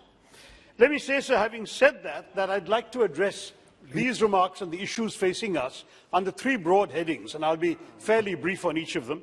One is the humanitarian situation and the evacuation. The second is our stand at the United Nations. And the third is the geopolitical implications of this crisis for all of us. Now, if we look at the humanitarian situation and the evacuation, I think there is no doubt that we are all incredibly grateful for the success of Operation Ganga and the return of some 23,000 Indians, mainly medical students, back home to India. And on that, I don't believe that there is any particular demurral. But it is to be pointed out that while we commend the embassy for having begun to register the students in Ukraine early in the process, it is also true that some other embassies were quicker off the mark in getting people out. And I think there's no harm in admitting this. This did happen. The fact that we registered the students was useful. But we did not, for example, have enough domestic transport arrangements in Ukraine.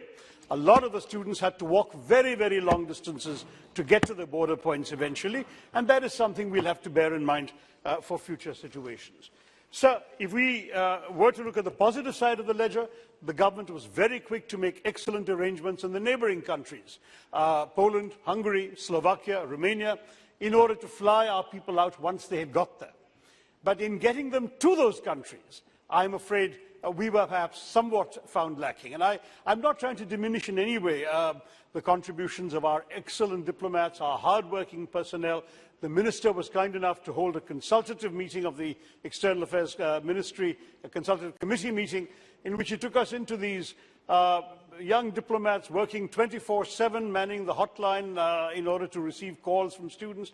All of that was very important. But one set of complaints that many students have expressed, including to me personally, have been the difficulties they encountered in getting to the border points where they had to cross. And I think this is a lesson that we need to bear in mind for the future.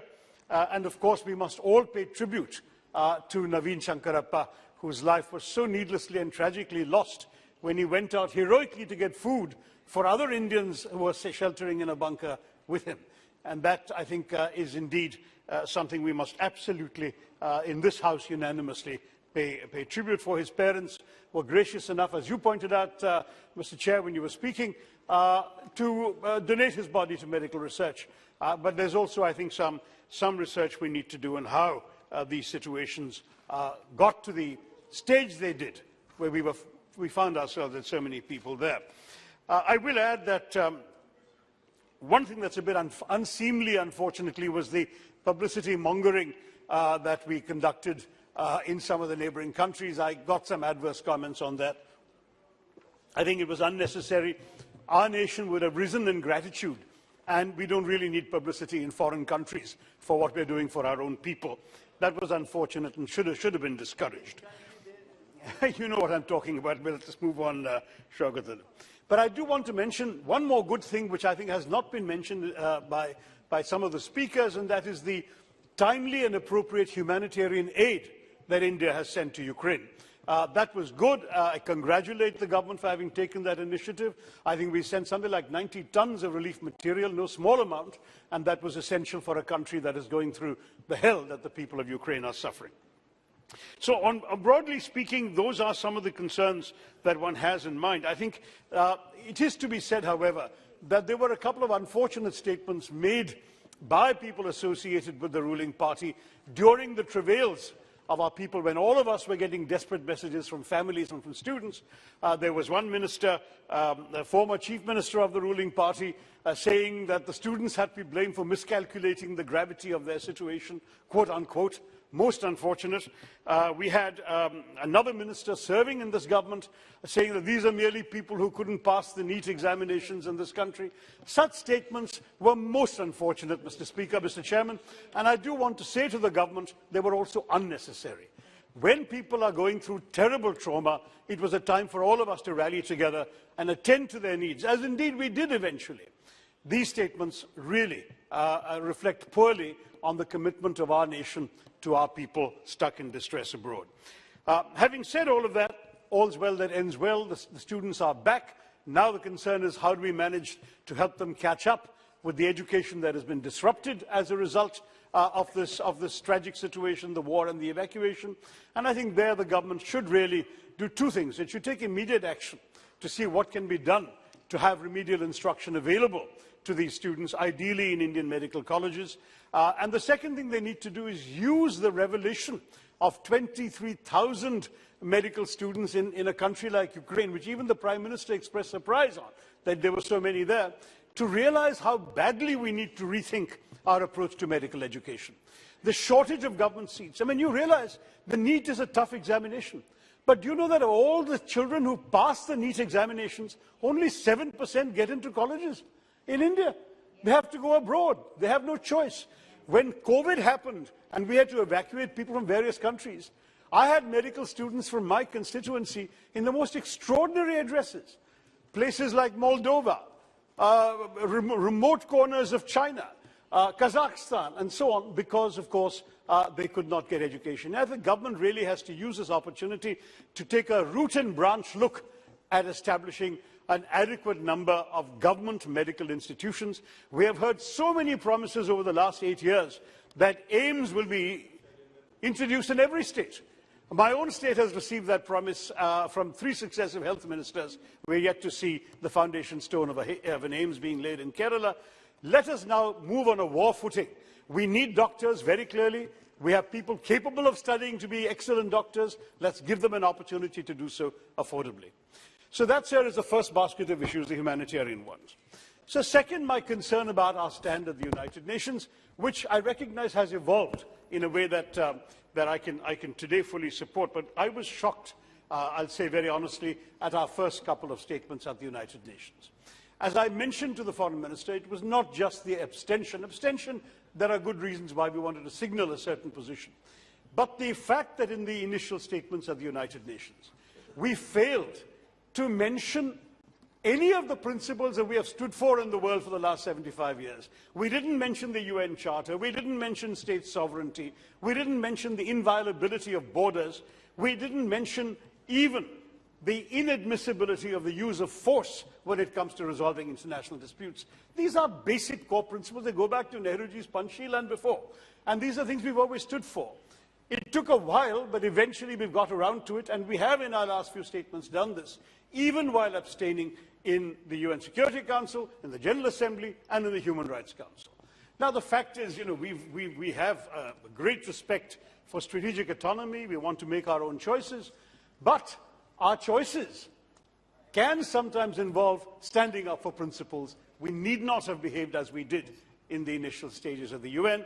And what was particularly deplorable was that first statement in which we showed a shameful even-handedness between the aggressor and the victim. We actually merely urged both sides to de-escalate. Now, if somebody is attacking you and you're defending yourself, are you guilty of escalation? How can we use language like that? We said that we call for concerted efforts on all sides to return to the path of diplomatic negotiations and dialogue. Well, one side is being attacked. If you don't want to use harsh language against that side, because in the name of your friendship with them, then I think one has to also ask, if we can't speak frankly to our friends, then what is the friendship worth? I think it's very important that we stand up for the fact that in these matters, we could at least have spoken with a certain amount of moral conviction and courage, even while, if necessary, choosing to abstain. And I understand we have a special, privileged strategic partnership with Russia. It goes back a very long time. I myself, just last month, had inaugurated the celebrations of the, whatever it was, 75th year of Indian-Russian diplomatic relations or whatever. And I had spoken very warmly of our warm relation, of our close relationship. It's not something that anybody on this side of the aisle is going to be criticizing the government for respecting. But at the same time, we have to understand that in this particular instance, it is Russia that resorted to the use of force. It is something we have to understand that though we have a long list of IOUs, most of those IOUs on Kashmir and so on, vetoes in the Security Council, are to the Soviet Union, of which Ukraine was also a part. So let's face it, we owe those IOUs to both Russia and Ukraine. And let us also face it, we are indeed a major client for Russian weapons supplies. Our defense systems rely a lot on the weapons we've imported from Russia and on the spare parts we need to service them. But first of all, we pay top dollar for those weapon systems, sir. No one is doing us any favors. The seller needs the buyer as much as the buyer needs the seller. We should not act as if it's always a one-way traffic.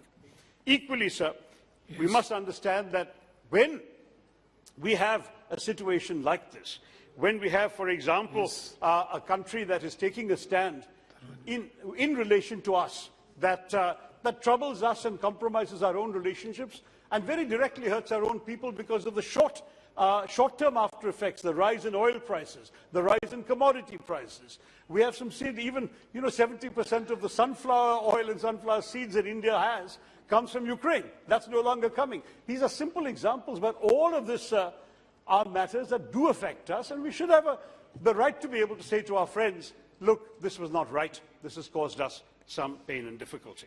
But finally, I'd say that now our position has been calibrated, our line has become notably tougher, and I want to stress one thing that I'm sure my friend, the Foreign Minister, will want to stress also, except that perhaps he will not be able to do so as openly as I can, which is that refusing to condemn Russia is not the same as endorsing what Russia has done. And that, I think, is a reminder for all of us that whatever India may be accused of, we have not at any stage, through any action or any words, implied an endorsement of or a support of what the Russians have done by conducting this invasion of Ukraine. Thank you. Finally, sir, the third set of issues will be the geopolitical implications of what we have seen. In the short term, there is some very worrying consequences, sir. I would say that the Ukraine war has exposed, 3 minutes, has exposed India's strategic vulnerabilities in a tough neighborhood as nothing else could have done, and it's raised some fundamental questions for our security. We had been maintaining a relationship with Russia while developing a strategic partnership with the Quad, with the US, Japan, Australia and India. Suddenly the 3 Quad members have taken a very different position on Ukraine from what we have. We are somewhat out of sync with them. We have scrambled to keep them on side and to show some understanding of our position. And so far I commend the diplomatic efforts of our government that we have been able to keep them on side, and they have signalled an understanding of India's position. At the same time, there are some real concerns about the larger implications. We are seeing Russia and China getting more and more close to each other, and if Russia is weakened as a result of this misadventure, which it almost certainly will be, then its weakening can only give China the upper hand in that relationship. A Russia that becomes essentially a subordinate state of China is a major concern to us in India, sir, because we have, as recently as 2 years ago, lost 20 of our Jawans in Ladakh to Chinese aggression. And in these circumstances, the neutralization of Russia, or even Russia coming along with China, is a matter of grave concern to us. And there is the sideshow of the Chinese-Pakistani relationship. Prime Minister Imran Khan was in Moscow the day the attack began on Ukraine, and he went through with his meetings anyway. He continued to do so. What does this mean? Are we witnessing the emergence of a Russia-China-Pakistan axis that we have to think about? Yes. At the same time, sir, there are some opportunities. We've had some, I think, a record number of ministers have visited Delhi in the last couple of weeks, and I'm sure the Foreign Minister was a very busy man receiving all of them. And that's a very good sign, because it suggests that there is an area of opportunity for us. What is that opportunity? It is the opportunity to leverage not only understanding for our position, but also to go beyond our traditional reluctance to choose sides on matters in which, frankly, it is sometimes necessary to take a stand. We cannot sit on the fence all the time, Mr. Chairman, sir. I think it's important that we listen with open ears to these distinguished visitors who have come. We don't have to take any lectures from them. None of them has the right to tell us what we need to do. But at the same time, Mr. Chairman, I think it's important that we, instead of bromides about the need for diplomacy and negotiations, why don't we try and take a step forward and offer ourselves in a mediating capacity? Why can we not perhaps reach out to both Moscow and Ukraine and see whether this is something the Israelis have been doing, the Turks have been doing? Why not India, which prides itself on a good relationship with both the capitals, try and play a constructive role in this area? Sir, I just want to conclude with a quote from Jawaharlal Nehru way back in 1946. He said, "India, constituted as she is, cannot play a secondary part in the world. She will either count for a great deal or not count at all."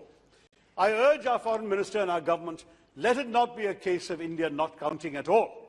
Let us count for a great deal, let us stand for our principles, let us respect our strategic autonomy, but let us at the same time go forward and try and play a constructive role in bringing about the peace that we have so far given rhetorical support to.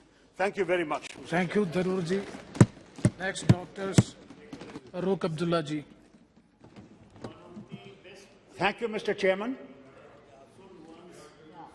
After the great diplomat who has served the United Nations for years, it's a very difficult thing for me to speak. He spoke very well, and his English is beyond me anyway. First of all, I'd like to start with, it's a failure of the United Nations. United Nations continues to fail this world. It failed, as Tarur said, in Vietnam. It is still failing in Korea. It has failed in the Middle East. And I don't think, I personally, over these years, have any hope from that organization. First of all, I would like to thank not only the Prime Minister of India, but all those ministers who he chose to go to that war-torn country to bring our children back. And I must say, at the cost of their own safety, they took this journey and brought those children back. I congratulate you and I congratulate the Prime Minister for this bold step. But also at the same time, it's very easy to say that we should play a mediation role in a condition today where two major powers, America and Russia, are at loggerheads. So why did it happen? Russia continued to tell Ukraine, please don't have enemy round my border. I hope my members will remember when, at the time of Khrushchev, they put missiles in Cuba. Kennedy was the president of America.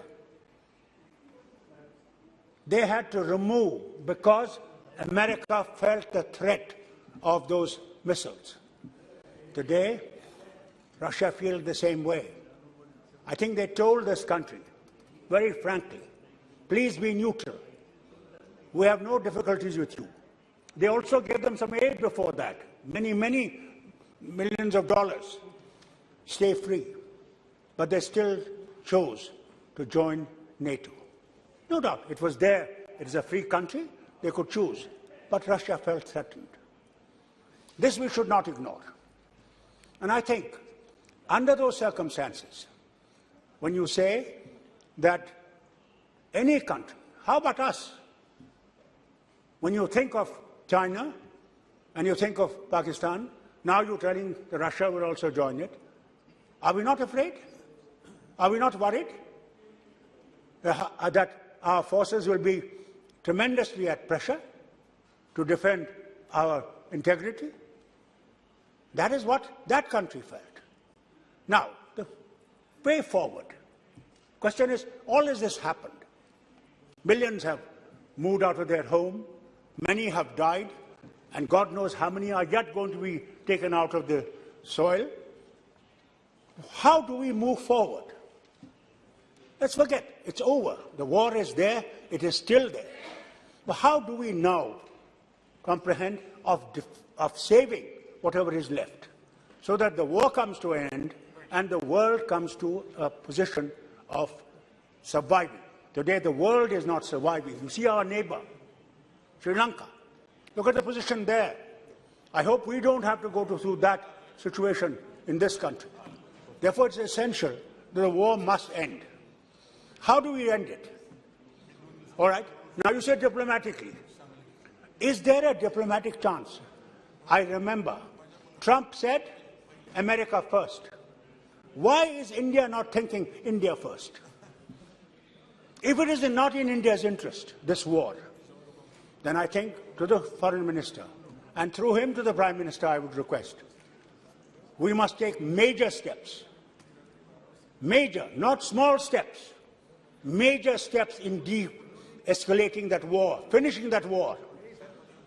Unless we do that, you will not be able to tell future people that India played its part. India is a neutral country. India never took sides. Though Russia gave it, the only country that the Russians gave when our ambassador was D.P. Dhar, and they signed an agreement which they have signed with no one, that war on India will be war on Russia. Never forget that. And therefore, what we must remember, that if we want to save friends, because we have got friends in America, we've got friends with Russia. We're not enemies of any of these countries. And that is one of the biggest things that country has achieved from the Nehru's time. Whatever one may say, it was the Nehru's foreign policy of keeping neutral with friends from all sides so that we could move forward and take this country from poverty to the developed country. Therefore, my request to the Foreign Minister would be, sir, please move faster. so that at least people will say, Gandhi's nation has saved this world. And thank you, sir. God bless you.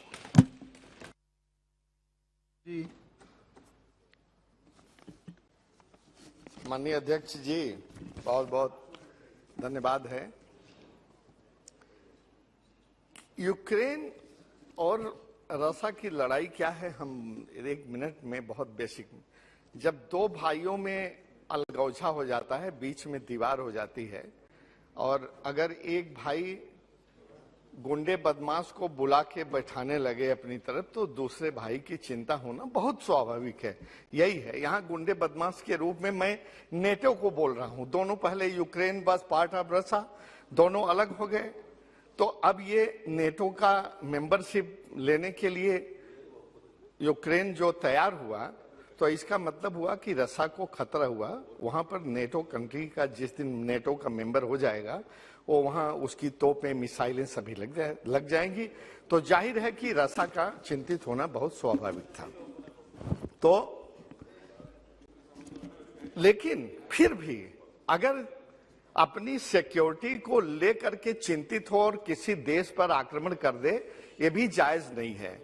तो कम से कम, भले ही हमारी policy रही है, हम non aligned रहे हैं, दोनों तरफ हम किसी ब्लॉक के मेंबर नहीं हैं, फिर भी चूंकि रसा ने यूक्रेन पर आक्रमण किया, तो इंडिया को उसकी कम से कम निंदा तो करनी ही चाहिए थी, कम से कम करनी चाहिए थी। तब भी हम नॉन अलाइंड रह सकते हैं, क्योंकि समाज के सामने, विश्व के सामने एक कुछ दिखना भी चाहिए कि हम एक पुराने, कहते हैं कि सनातन विश्व गुरु रहे हैं, और एक ऐसा नरसंहार एक देश द्वारा दूसरे देश के लोगों के साथ किया जा रहा है, ये ठीक नहीं है। इस पर तो आवाज जरूर उठानी चाहिए थी।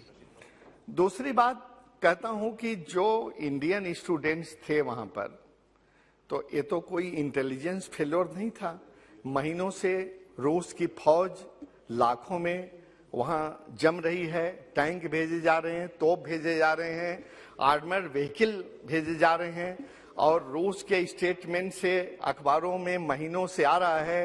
ये बहुत भांपना बहुत जरूरी था कि लड़ाई होगी, और लड़ाई होने के पहले हमको अपने देश के बच्चों को जो पढ़ रहे हैं उनको निकाल लेना चाहिए था। ये हिंदुस्तान की सरकार को करना चाहिए था, जो उन्होंने नहीं किया। हमेशा क्या है, एक कहावत है ना कि प्यास लगने पर कुआं खोदते हैं। यही इन्होंने कोरोना के समय किया, यही ऑक्सीजन के समय किया, और यही यहां भी किया। अब 20,000 लड़कों को निकाल करके इतनी अपनी छाती ठोक रहे हैं। मैं बताऊं, मुझे याद है जब इराक वार हुआ था, तो यूपीए गवर्नमेंट थी, 1,70,000 लोगों को निकाला। और भी एक दो लड़ाइयां हुई थी, जब उसकी इजराइल हिजबुल्लाह की लड़ाई हुई थी, तब भी इंडिया ने अपने सिविलियंस को निकाला था। लेकिन कभी आपने देखा कि कोई मिनिस्टर जा करके वहां पर इसकी निकालने की वाहवाही किया हो? मेरा कहना है कि ये करते कम हैं, कहते बहुत ज्यादा हैं। हमारी जो इंडियन एम्बेसी के लोग हैं वहां यूक्रेन में, they have limited resources, limited man power, कुछ लिमिटेड नंबर ऑफ ऑफिसर्स। वहां जब 1, 2, 3, 4 मिनिस्टर जाएगा, हमको इस चीज का फीडबैक है। इन लोगों को नहीं कहेंगे वो। माननीय अध्यक्ष जी, मुझे मालूम है कि कैसे यूक्रेन के जो एम्बेसी के लोग कहते थे, ये लोग आकर के मुझे तंग कर रहे हैं, क्योंकि सबके पीछे प्रोटोकॉल देना पड़ता है। उनको गाड़ी दो, उनको रहने की जगह दो, उनको ये दो, उनको ये दो। इन्होंने वहां पर जाकर के किया क्या इंडियन एम्बेसी के लोग यूक्रेन में जो बैठे हैं, क्या बेवकूफ हैं कि उनको इवैक्यूएट करने के लिए वो कुछ नहीं कर पा रहे हैं? मैं पूछना चाहता हूं, जितने मिनिस्टर गए हैं, सब ने उनकी ड्यूटी में उनको व्यवधान किया है। एक मिनिस्टर अगर बता दे माननीय अध्यक्ष जी कि जा करके इन्होंने क्या सहयोग किया, क्या मदद की इंडियन स्टूडेंट्स को निकालने के लिए, तो मैं अपनी बात वापस ले लूंगा। केवल एक मिनिस्टर बता दे कि वहां पर जा करके इन्होंने क्या मदद की है? हाँ, क्या मदद की बता दें। और देखिए एक चीज, अरे सुनिए, मेरी भी बात को सुनिए। मैं कोई लिखा पढ़ा नहीं भाषण बोल रहा है, मैंने जो समझा है, जो मेरी आवाज है वो मैं बोल रहा हूं, और आप मुझे दबा नहीं सकते, चाहे जितने लोग चिल्लाते रहें, और मैं बोलता रहूंगा, आप मुझे बता नहीं सकते। लेकिन हाँ, वैसे सुनिए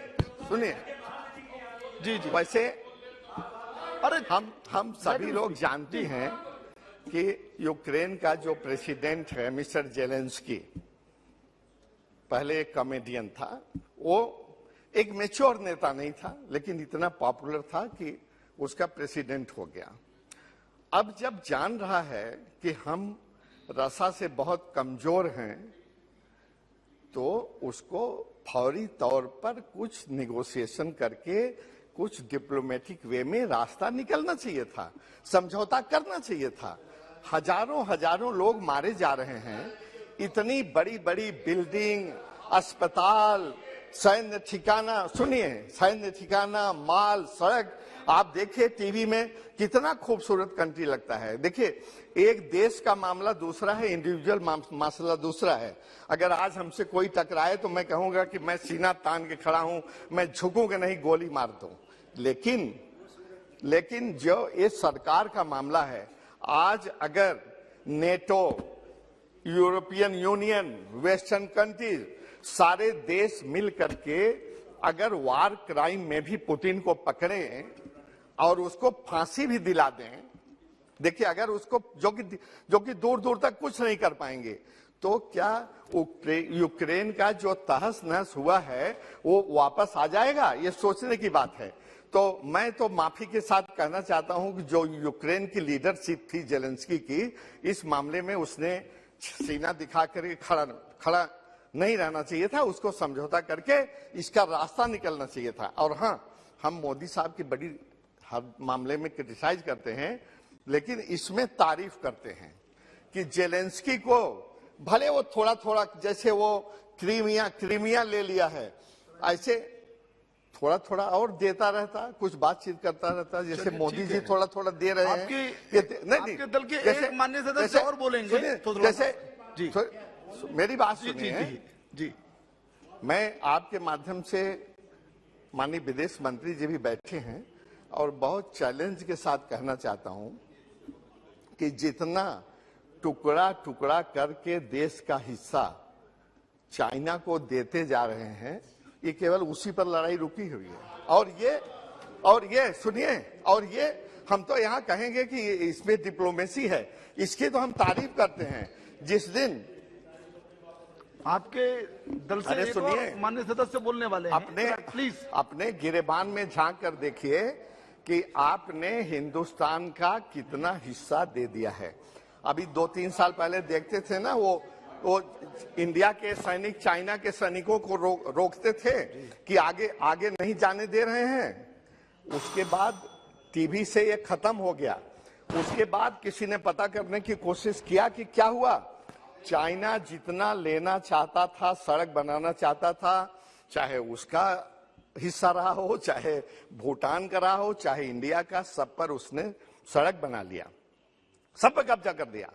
और फिंगर टिप्स के बारे में तो आप जानते हैं, जो वहां पर अभी गलवान घाटी में जो झगड़ा हुआ कि हम कहां थे, वहां से कहां चले गए। जी। और पिछले सेशन में ये बीजेपी के एमपी तापिर गांव साहब ने कहा कि वो 50 किलोमीटर क्या 100 किलोमीटर भीतर घुस आया है। तो आप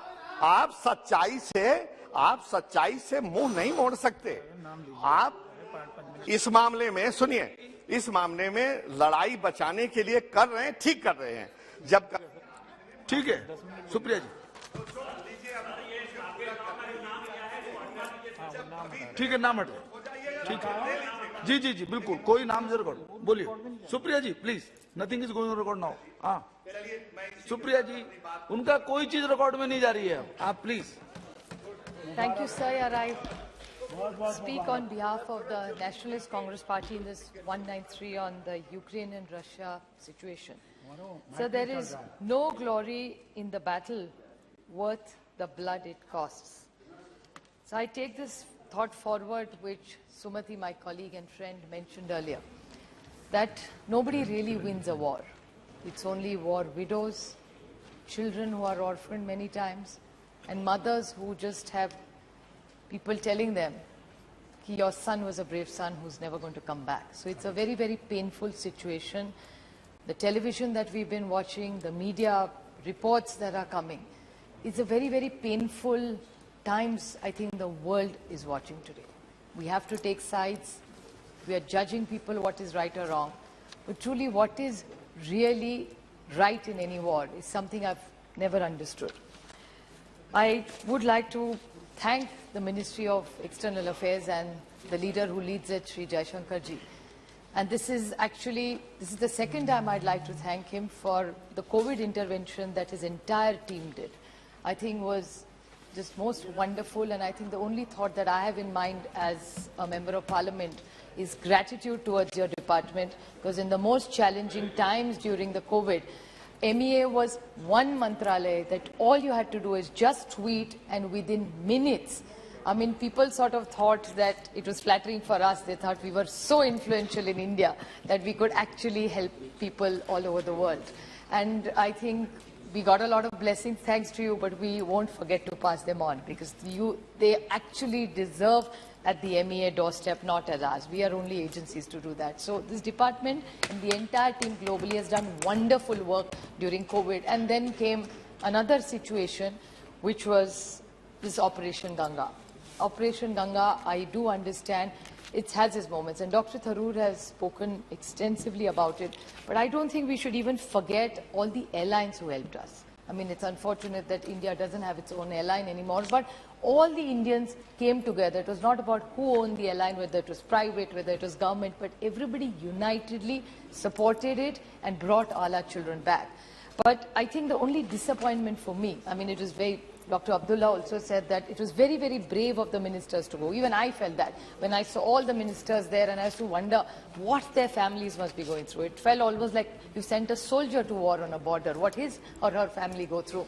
But clearly they went. But I think the disappointing scenes for us, which I really didn't want to criticize, because they had done such wonderful work, had one thing you had not done. This was actually a fast shot, which was just gone flawlessly for you, is the jingoism that came at the end of it, which was very painful because you had done such wonderful work. And fortunately, I didn't see you doing it, so there was hope for me in this government that one of my most favorite ministers didn't do it, because he really showed dignity and class, because we are not doing a favor to our children by bringing them. Bacche hamare, lana hamari zimmedari hai, and they are our children. They are not yours and mine. And everybody's children study abroad. My son studies abroad now. My daughter's aspiring to go abroad. So there's nothing right or wrong ki jinko kam mark mile isliye vaga. I think it's very, very unfortunate to judge our children. Children look for opportunities. And here at globalization, we can't say ki jo Bharat mein padega wohi acha bachcha hai, jo pardesh mein gaya usko kam mark mile. I think these are very unfortunate, careless statements, and we in this house must be very, very respectful and make sure that we don't make such statements, especially at such times. But this Operation Ganga went out exceptionally well. I remember a mother. I would like to put his Vandana from my constituency. Her son is becoming a doctor because he didn't get the marks, didn't get the admission. She would call me every day and cry. She was a helpless mother who was running from pillar to post. Ki koi mere bacche ko theek se laye. And then he was walking. They were doing everything to help each other. And the MEA was very, very kind, and I'd really put our gratitude on record for everything that you have done for our children. What I would like to highlight in this entire discussion is the Russian military imports, and in the foreign policy, we constantly talk about Atmanirbhar Bharat. Now, how are we going to take this relationship forward with Russia is something we'll have to introspect, because a lot of times what happens is we are dependent on them. It's wonderful to be Atmanirbhar for any human being and a nation. So even in defense, when we take programs forward, this last week I had the opportunity to ask this question to the Honorable Defense Minister. There are a lot of Indian companies. There's one company which happens to be in my own constituency, Bharat Forge, which really wants to work in defense exports and making India Atmanirbhar. So do you think we could work better because the whole world is changing. It's this new word which has come, that the new order world. I think it's a new connotation we've all come up with. So new world order. So the new world order, are we going to rethink all this? And we will very soon have to react and see how indigenous companies' products need to be brought out, and all our Indian companies to be helped to, I'm not saying we stop buying from Russia, it's not something, or any other country in the world, but in the Atmanirbhar scheme, what more and what intervention would you like to do that? Talk about human rights, a lot of, even the Honorable Home Minister yesterday talked about human rights, and it's of the person who suffers is the human rights we're talking about. I appreciate what he said yesterday, but today, even if we are pro-Russia or pro-whichever country in the world we want, today what is happening in Ukraine is unpardonable for anybody. What have those children, those women done that they are paying this price for? You see women with guns. It's not something, I'm completely against the gun controls. Why should anybody need a gun? Guns are to be kept by the government. Why do citizens need guns? So how are we going to address this issue? We talk about genocides. This is a genocide. So what are we going to do? How do we bring in more peace with more dialogue? What can India's role be to protect both the nations and stop this genocide? It's just to see helpless citizens running. And are we going to talk about Russia's aggression as well? And I'm not saying this, our relationship is wonderful, but even if we have a good relationship with somebody, if there is something which we feel is not good, I think it's our moral duty to raise it. Everybody's talked about India's relationship with Russia. I'm so glad, because this entire session, all we heard is bad things about the first Prime Minister, Pandit Jawaharlal Nehru. But today, this is a great opportunity. I think life is a full circle. That today, we are praising Pandit Jawaharlal Nehru, and that's the legacy. Legacies don't just come from parties and organizations.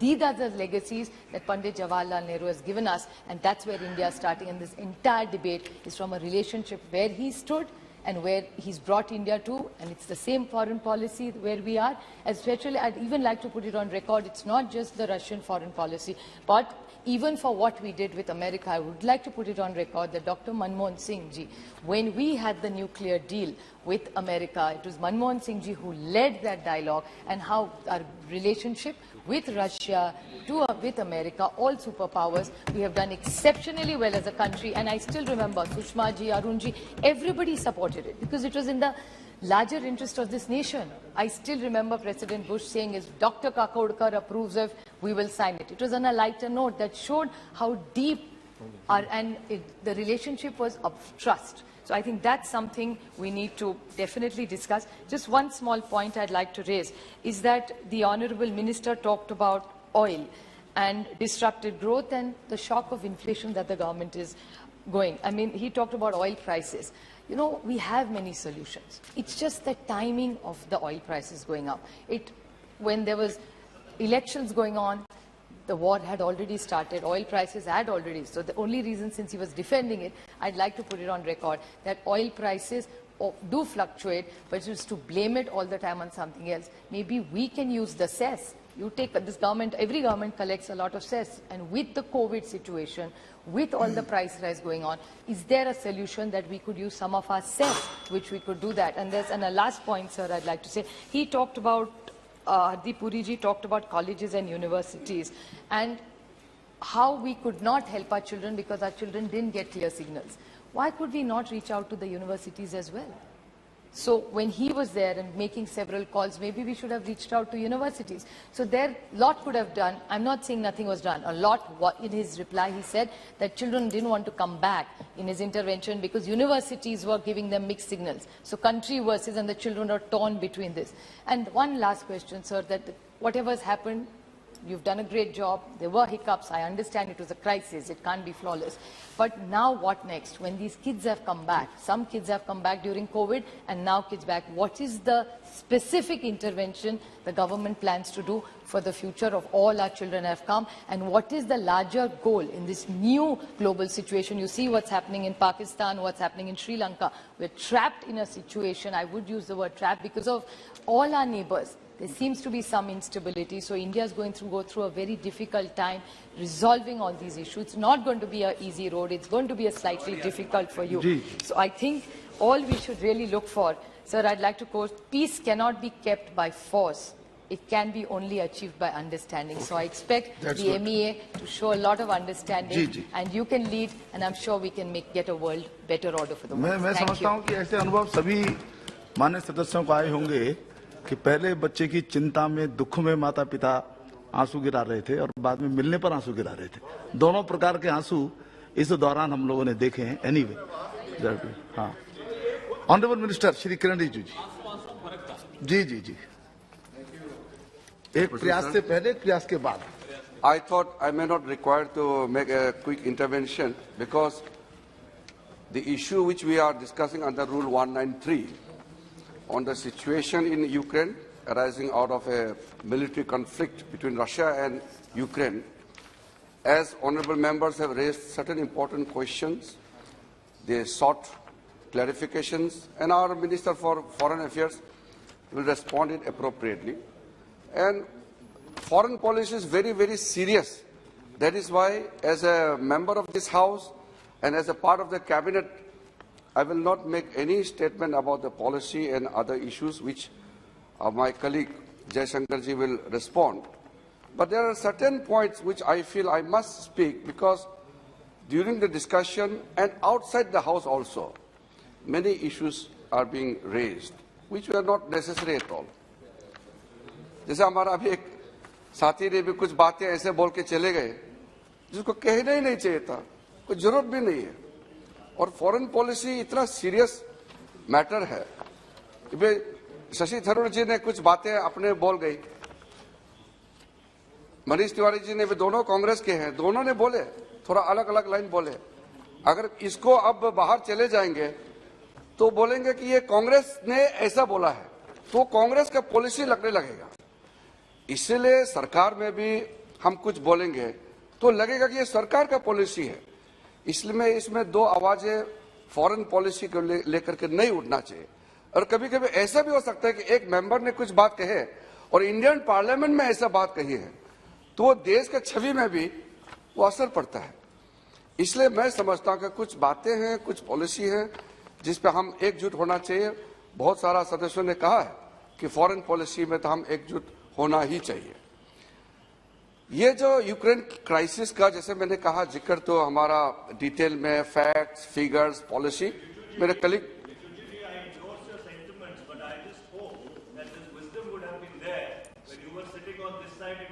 Now you listen to me. Yes, exactly with that spirit, I am going to make a quick intervention, not more than 7-8 minutes. Sir अध्यक्ष जी, आपने अभी सुना है, कई बातें कही हैं, तारीफ भी किया और तारीफ करते करते फिर ये कहते हैं कि आपने इतना अच्छे स्टंपिंग क्यों किया, क्लेम क्यों किया। जब एडवाइजरी इशू हुआ तो फिर आप बोलते हैं एडवाइजरी इशू नहीं किया। हम बताते हैं कि एडवाइजरी किया है, फिर आप बोलते हैं क्यों क्लेम करते हैं। फिर बोलते हैं कि सरकार वहां जाता नहीं, मंत्री जाता नहीं, मिलते नहीं बच्चों से, किसी को नहीं भेजा। फिर जब भेजते थे फिर बोलता है कि आप फिर दिखाता क्यों है, फिर चेस्ट हम्पिंग क्यों करते। अरे तो करे तो क्या करे, नहीं करे तो भी आप पूरा आपत्ति इसमें उठाते हैं, करे तो भी आपको तकलीफ होता है। तो इसलिए आप लोगों को मैं बहुत ही विनम्रता पूर्वक से मैं कहना चाहता हूं कि इस तरह का लड़ाई का सिचुएशन में, लड़ाई जैसे हालत में सरकार जो भी करता है वो देश के लिए करता है और सबको उस समय तक तो कम से कम मौन व्रत रखना चाहिए। जब ऑपरेशन खत्म होगा, राजनीति करने का समय होता है और आपने ऑपरेशन समय में ये नहीं किया था, ये करना चाहिए था, उस समय बाद में हम लोग जिक्र कर सकते हैं। लेकिन जब ऑपरेशन चल रहे हैं उस समय में भी यहाँ दुनिया भर का बातें जो है लिखी जा रही है। मैं एक बार जब वहां पहुंचे, ब्रतिस्लावा कोशिशे में थे और वहां एक छोटा सा एयरपोर्ट है सर, छोटा सा एयरपोर्ट है। वो नॉर्मली इंटरनेशनल ऑपरेशन वहां से होता नहीं है, वो सिर्फ इंडिया के लिए खोला गया। हम यहां से निकलने से पहले प्रधानमंत्री, वहां के प्रधानमंत्री से बात किया और एक एयरपोर्ट को हमारे लिए पूरा यूज करने का अनुमति दिया, हमको पूरा अंदर तक एक्सेस दिया। इतना वहां कर रहे, हमारा 24 घंटे वहां मिशन के लोग लगे हुए हैं। यहां आराम से किसी ने, मैं तो टाइम नहीं था लेकिन किसी ने दिखाया एक स्टाफ ने दिखाया सर ऐसा ऐसा आने से दुख लगता है। तो यहाँ से किसी ने क्या कि वो एम्बेसी के स्टाफ, इंडियन मिशन के डिप्लोमेट्स कुछ काम कर नहीं है, बच्चे को अपने आप छोड़ दिए मरने के लिए, कोई काम नहीं कर रहा है। वहाँ 24 घंटे रात दिन काम कर रहे हैं, खाना लेके खिला रहे हैं, रहने का व्यवस्था कर रहे हैं। और ऐसे समय में यहाँ बहुत ही रेस्पॉन्सिबल इस देश का पॉलिटिकल लीडर्स इस तरह का जो बातें करते हैं, उससे कितना तकलीफ होता है। कुछ समय के लिए तो आप रुक सकते थे। मेरे पास में भी हजारों संख्या में SMS, व्हाट्सएप आया, इसको उठा के लाइए, इसको लाइए, इसको लाइए। हमने कहा कि यहाँ ऐसे सिचुएशन में किसी को प्रायोरिटी दे करके आपको पहले एयरक्राफ्ट भेजेंगे, ऐसा नहीं है। वो व्यवस्था बनाया हुआ है और व्यवस्था के मुताबिक जितने भी आ रहे हैं, एक तो वो लड़ाई का माहौल है, उसमें जो पहले आएंगे उसी को भेजेंगे। कि किसी MP ने, किसी चीफ मिनिस्टर ने कह दिया इसलिए आपको पहले लाइन तोड़ के आगे भेजेंगे, ये तो सर नहीं कर सकते। तो इस हालत में everybody is Indian and every student is Indian student. तो सबको बराबर का हम लोग को तवज्जो देना था। और आप याद रखिए, यूक्रेन कोई छोटा मोटा देश नहीं है सर। यूरोप के अंदर में रशिया के बाद सबसे बड़ा देश यूक्रेन है। यूक्रेन इतना बड़ा साइज है और वहां लड़ाई का जो माहौल में हमारे जो लोग बच के आए, निकल के आए, किस परिस्थिति में आए, अब जरा उसको कल्पना कीजिए। ईस्टर्न यूक्रेन से वेस्टर्न तक आना, और वहां हम किसी यूक्रेनियन को कह भी नहीं सकते कि आप हमारा क्यों मदद नहीं कर रहे। वो खुद अपने बचने में लगे हुए हैं या वो काउंटर ऑफेंसिव में लगे हुए हैं, सारा इमरजेंसी लगा हुआ है।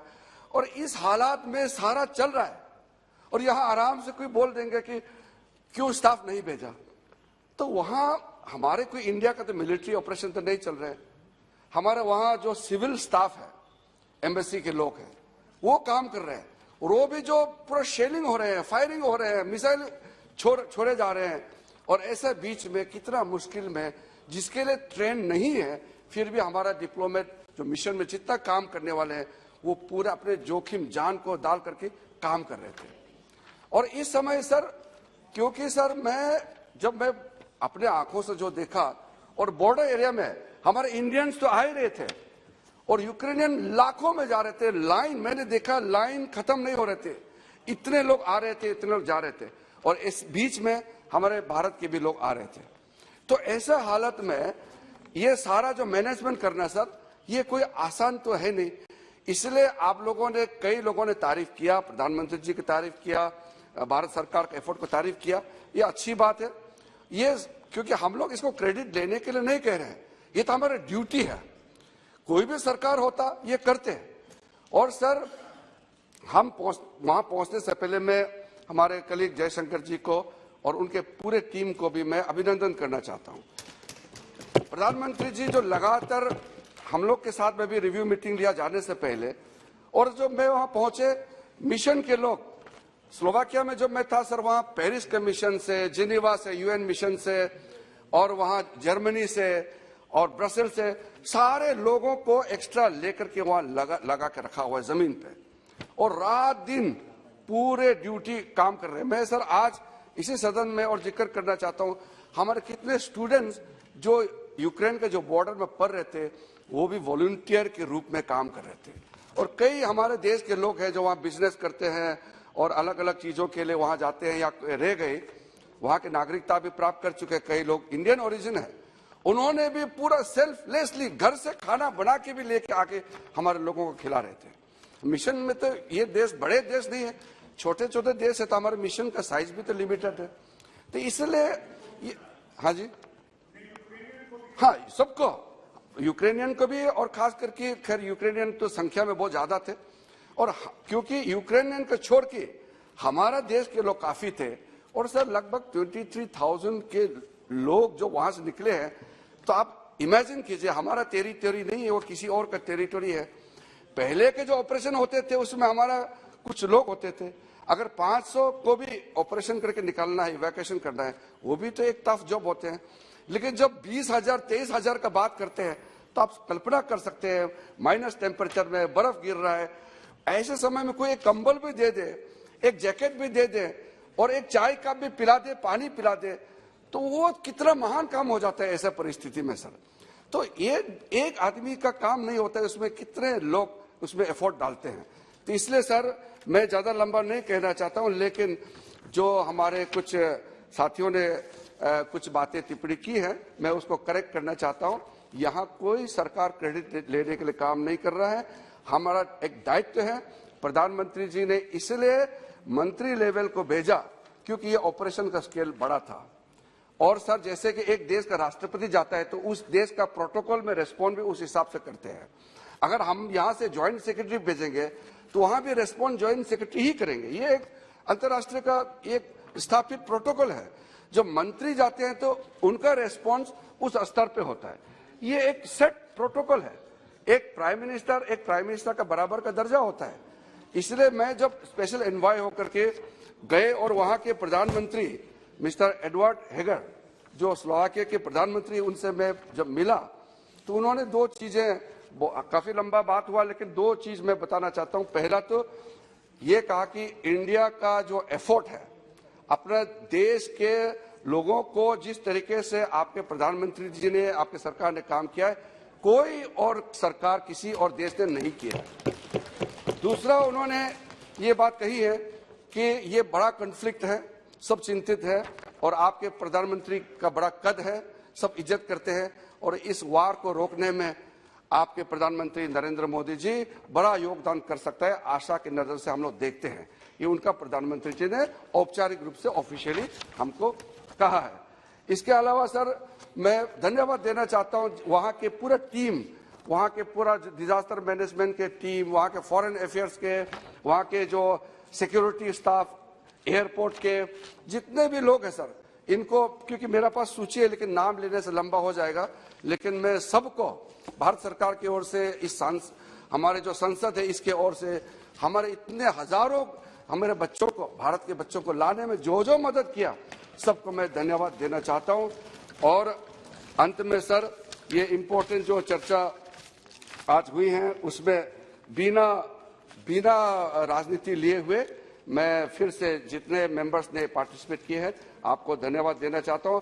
आखिरी में क्योंकि हमारे एक वो मेंबर ने कह गई है, इसलिए श्याम जी जो अच्छा नहीं कहना चाहिए था लेकिन उन्होंने कहा कि भारत जमीन टुकड़ा टुकड़ा करके चाइना को दे दिया, इस तरह का बातें सदन में नहीं कहना चाहिए। सर सबको मालूम है कि जो भी हमारा जो क्लेम टेरिटरी चाइना के कब्जे में या पाकिस्तान में, ये अभी का नहीं है, उस जमाने का है। मैं किसी का नाम लेके कहना नहीं चाहता हूं। नरेंद्र मोदी जी जब से प्रधानमंत्री बना है 1 इंच हमारा जमीन गया नहीं है। मैं अरुणाचल प्रदेश से आता हूं, जहां किसी एक टेलीविजन वाला ने बदमाशी किया, एक विदेशी वेबसाइट से लेकर के कहा कि यहाँ चाइना ने अरुणाचल में आकर के बस्ती बनाया, गांव बनाया, ये गलत है। जो बनाया गांव बनाया वो 1959 में चाइना उस समय ऑक्युपाई किया था। ये गलत, इस तरह का बातें करके देश को गुमराह नहीं करना चाहिए। और साथ में 2013 में एंटोनी साहब जब डिफेंस मिनिस्टर था, उन्होंने सार्वजनिक रूप से इस सदन में कहा है बात को कि भारत का पॉलिसी कि बॉर्डर एरिया में रास्ता नहीं बनाना, इंफ्रास्ट्रक्चर नहीं बनाना, ये भारत का पॉलिसी रहा है, ये गलत रहा है। उस पॉलिसी को नरेंद्र मोदी सरकार बदलने का काम कर रहा है और हमारा बॉर्डर सिक्योर्ड है। मेरे राज्य अरुणाचल प्रदेश जहां से मैं चुन के आता हूं वो भी 100% सेफ एंड सिक्योर्ड है। Thank you. Shri Abdul Samad Samadhan ji.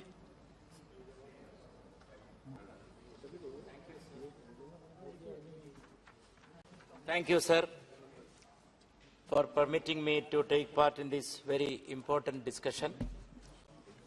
Sir, various points have been discussed and raised by honorable members who spoke before me. I would like to address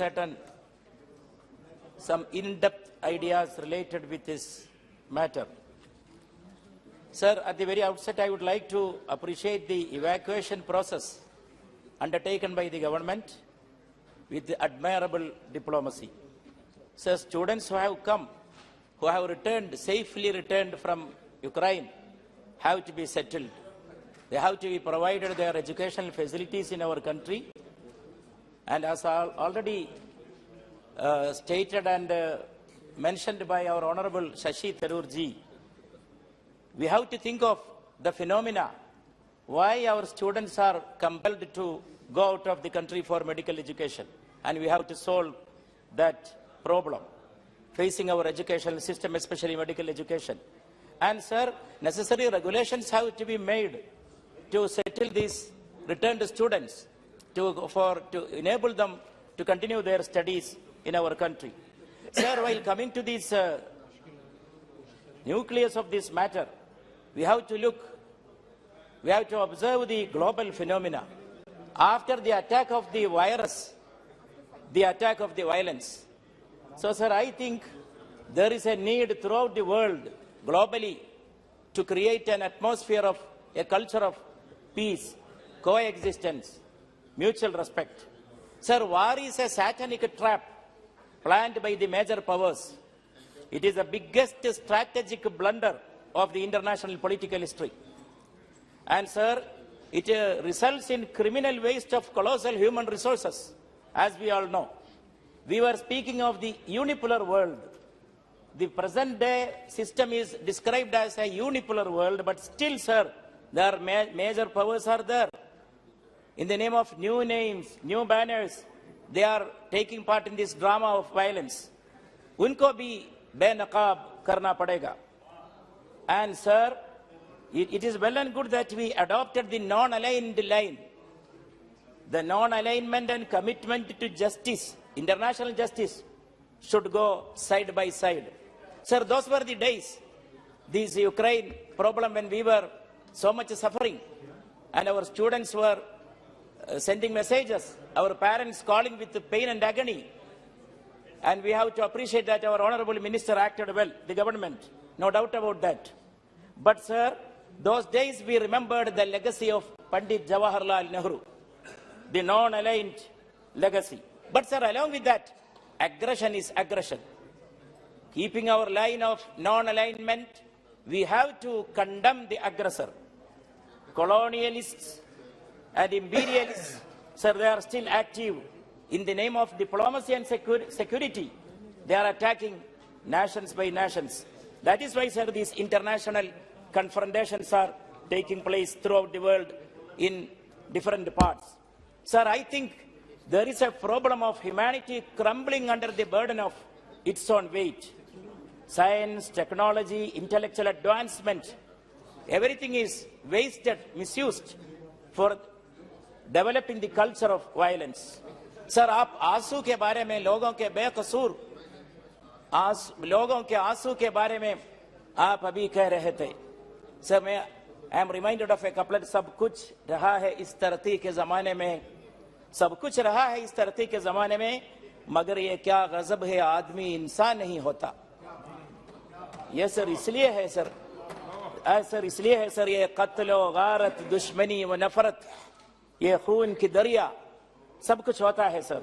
So, sir, my suggestion is that we have to, our government should work hard for bringing a mediatory atmosphere, and we have to try to create the culture of pluralism, the multi-ethnic, the multi-religious, multicultural, multilingual.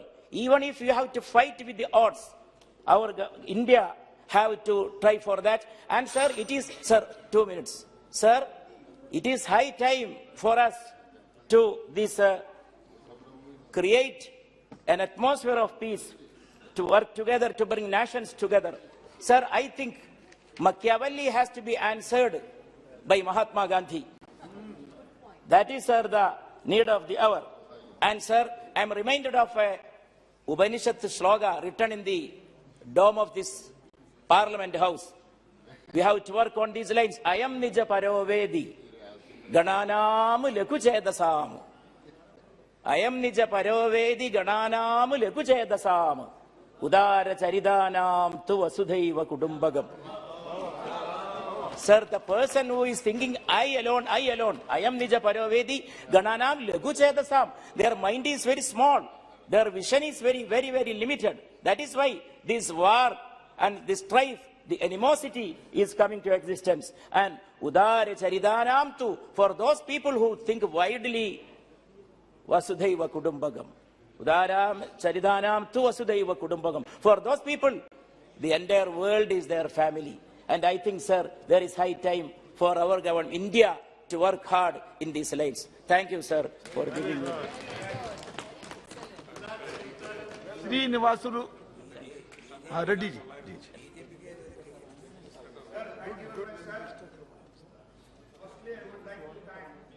The Honorable Speaker for having a discussion on the important issue of the situation in Ukraine, sir. At the outset, I would like to thank and congratulate our Honorable Prime Minister and the External Affairs Minister on the safe evacuation of Indian individuals as a part of the government's Operation Ganga, sir. Sir, in this, actually, the people, the students were there, locked up there in Ukraine for a long time. They were all crying with their parents and friends also about how to they have to be evacuated when the war has been declared suddenly. And at the time, appropriate time, I must appreciate our Honorable Prime Minister, sir. He has taken a pragmatic view also by sending 3 of the cabinet ministers also to that place. And wherever that possibility will be there to bring them back also, it has done it, sir. So that way, the Operation Ganga has become so effective in our country. All the students there from Ukraine have come back safely, sir. Sir, especially to tell you frankly also, one more thing to be added to that, our Honorable Chief Minister, Y.S. Jagannath Reddy are also from Andhra Pradesh, who are gone there. So it has been assembled here in Delhi also in AP Bhavan, and those students have also been brought back, sir. Sir, the main interest is that all the students have come back here. Ukraine is a small country comparatively with that. But a lot of medical students, have started, learning there also, going for the courses, sir. They are all, actually come to the final studies also. Now, what will our government, I must actually through you, sir, request the Honorable External Affairs Minister and the Health Minister also. They have to be accommodated, sir. At why they have gone also, you must appreciate that, sir. See, they were unable to pay the fees here. The fees in India is, very high. So all those students who have come back from Ukraine have to be accommodated at nominal fees. If Government of India can take a decision that they can actually also pay the entire thing, we'll all be highlighted about it, sir. And which our Honorable Prime Minister is so gracious. With, sir, I must tell you that, sir, with his experience of more than 22 years in power, whether state or central, and he has actually crossed, I should not say that, Pandit Jawaharlal ji also, sir. So with so much of capability, our Honorable Prime Minister can resolve this students issue. That is very much required, sir. And, sir, moreover, that not only that, you have to increase also the medical seats in our country itself. Then only it is possible. Otherwise, people will try to also, again, students will try to go to the other countries also, wherever Ukraine, China, Russia, Georgia, and other study medicine also, sir. Whatever the main crux is that, because fees only. The free structure is very, very cheap there, and they will also be qualified like, they will be qualified here in India, sir. Sir, you have to bring it. Our good friend has told now, sir, about the Vasudhaiva Kutumbam. I agree with him also, sir. Even though he has elaborately told also, it is one family. That is between two countries, now it's now, again in this 21st century also, the wars declaring is going on also. But somehow our Indian government also taken a pragmatic view for that, and now somehow in UNESCO itself, this has to be highlighted there, and this a family that is, world is one family, Vasudhaiva Kutumbam it has to be also, the values of that Vasudhaiva Kutumbam also has to be protected, sir. Sir, that way, I must just, share with you, sir, sir, you need to adopt a balanced approach while giving statement between two countries. As our government well balanced its ties with India, and with this, sir, India chose to abstain from voting, but strongly recommended, about territorial integrity at the UNSC, and it was clearly highlighted Ukraine's plight, sir. Sir, the situation is that infrastructure has to be created. Sir, we are totally dependent on Ukraine also, importing, so many items also.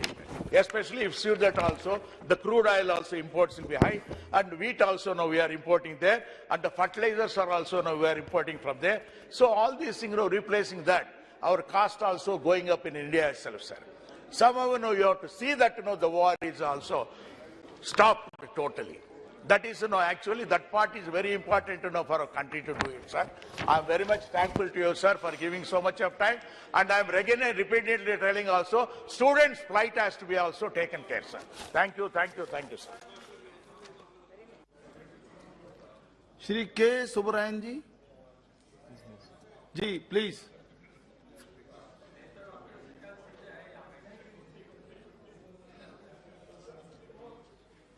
கொடுமையானது,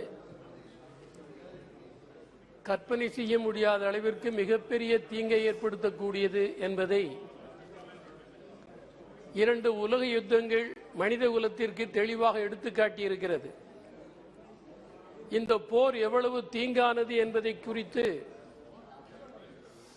புகழ்பெற்ற விஞ்ஞானி Einstein குறிப்பிட்டதை நான் இங்கே மேற்கோள் காட்ட விரும்புகிறேன்.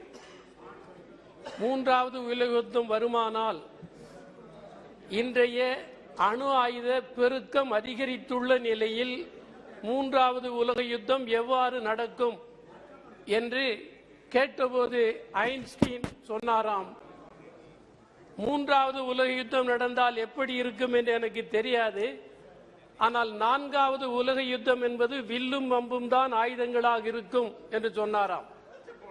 இதனுடைய பொருள் என்னவென்றால், மூன்றாவது உலக யுத்தம் ஏற்படுமானால் உலகம் அழிந்து போகும் என்பதுதான் இதனுடைய பொருளாகும். எனவே அந்த படுபயங்கர விளைவை ஏற்படுத்தக்கூடிய ஒரு உலக யுத்தம் ஏற்படாமல் தடுப்பதற்கு நாம் மிக பெரும் போராட்டத்தை நடத்த வேண்டிய நெருக்கடி இருக்கிறது. உக்ரைன் நிலவரத்தை பொறுத்தவரையிலும் நான் இங்கே குறிப்பிட விரும்புவது, உக்ரைன் சிச்சுவேஷன் ரெண்டு பாடங்களை இந்தியாவிற்கு தந்திருக்கிறது.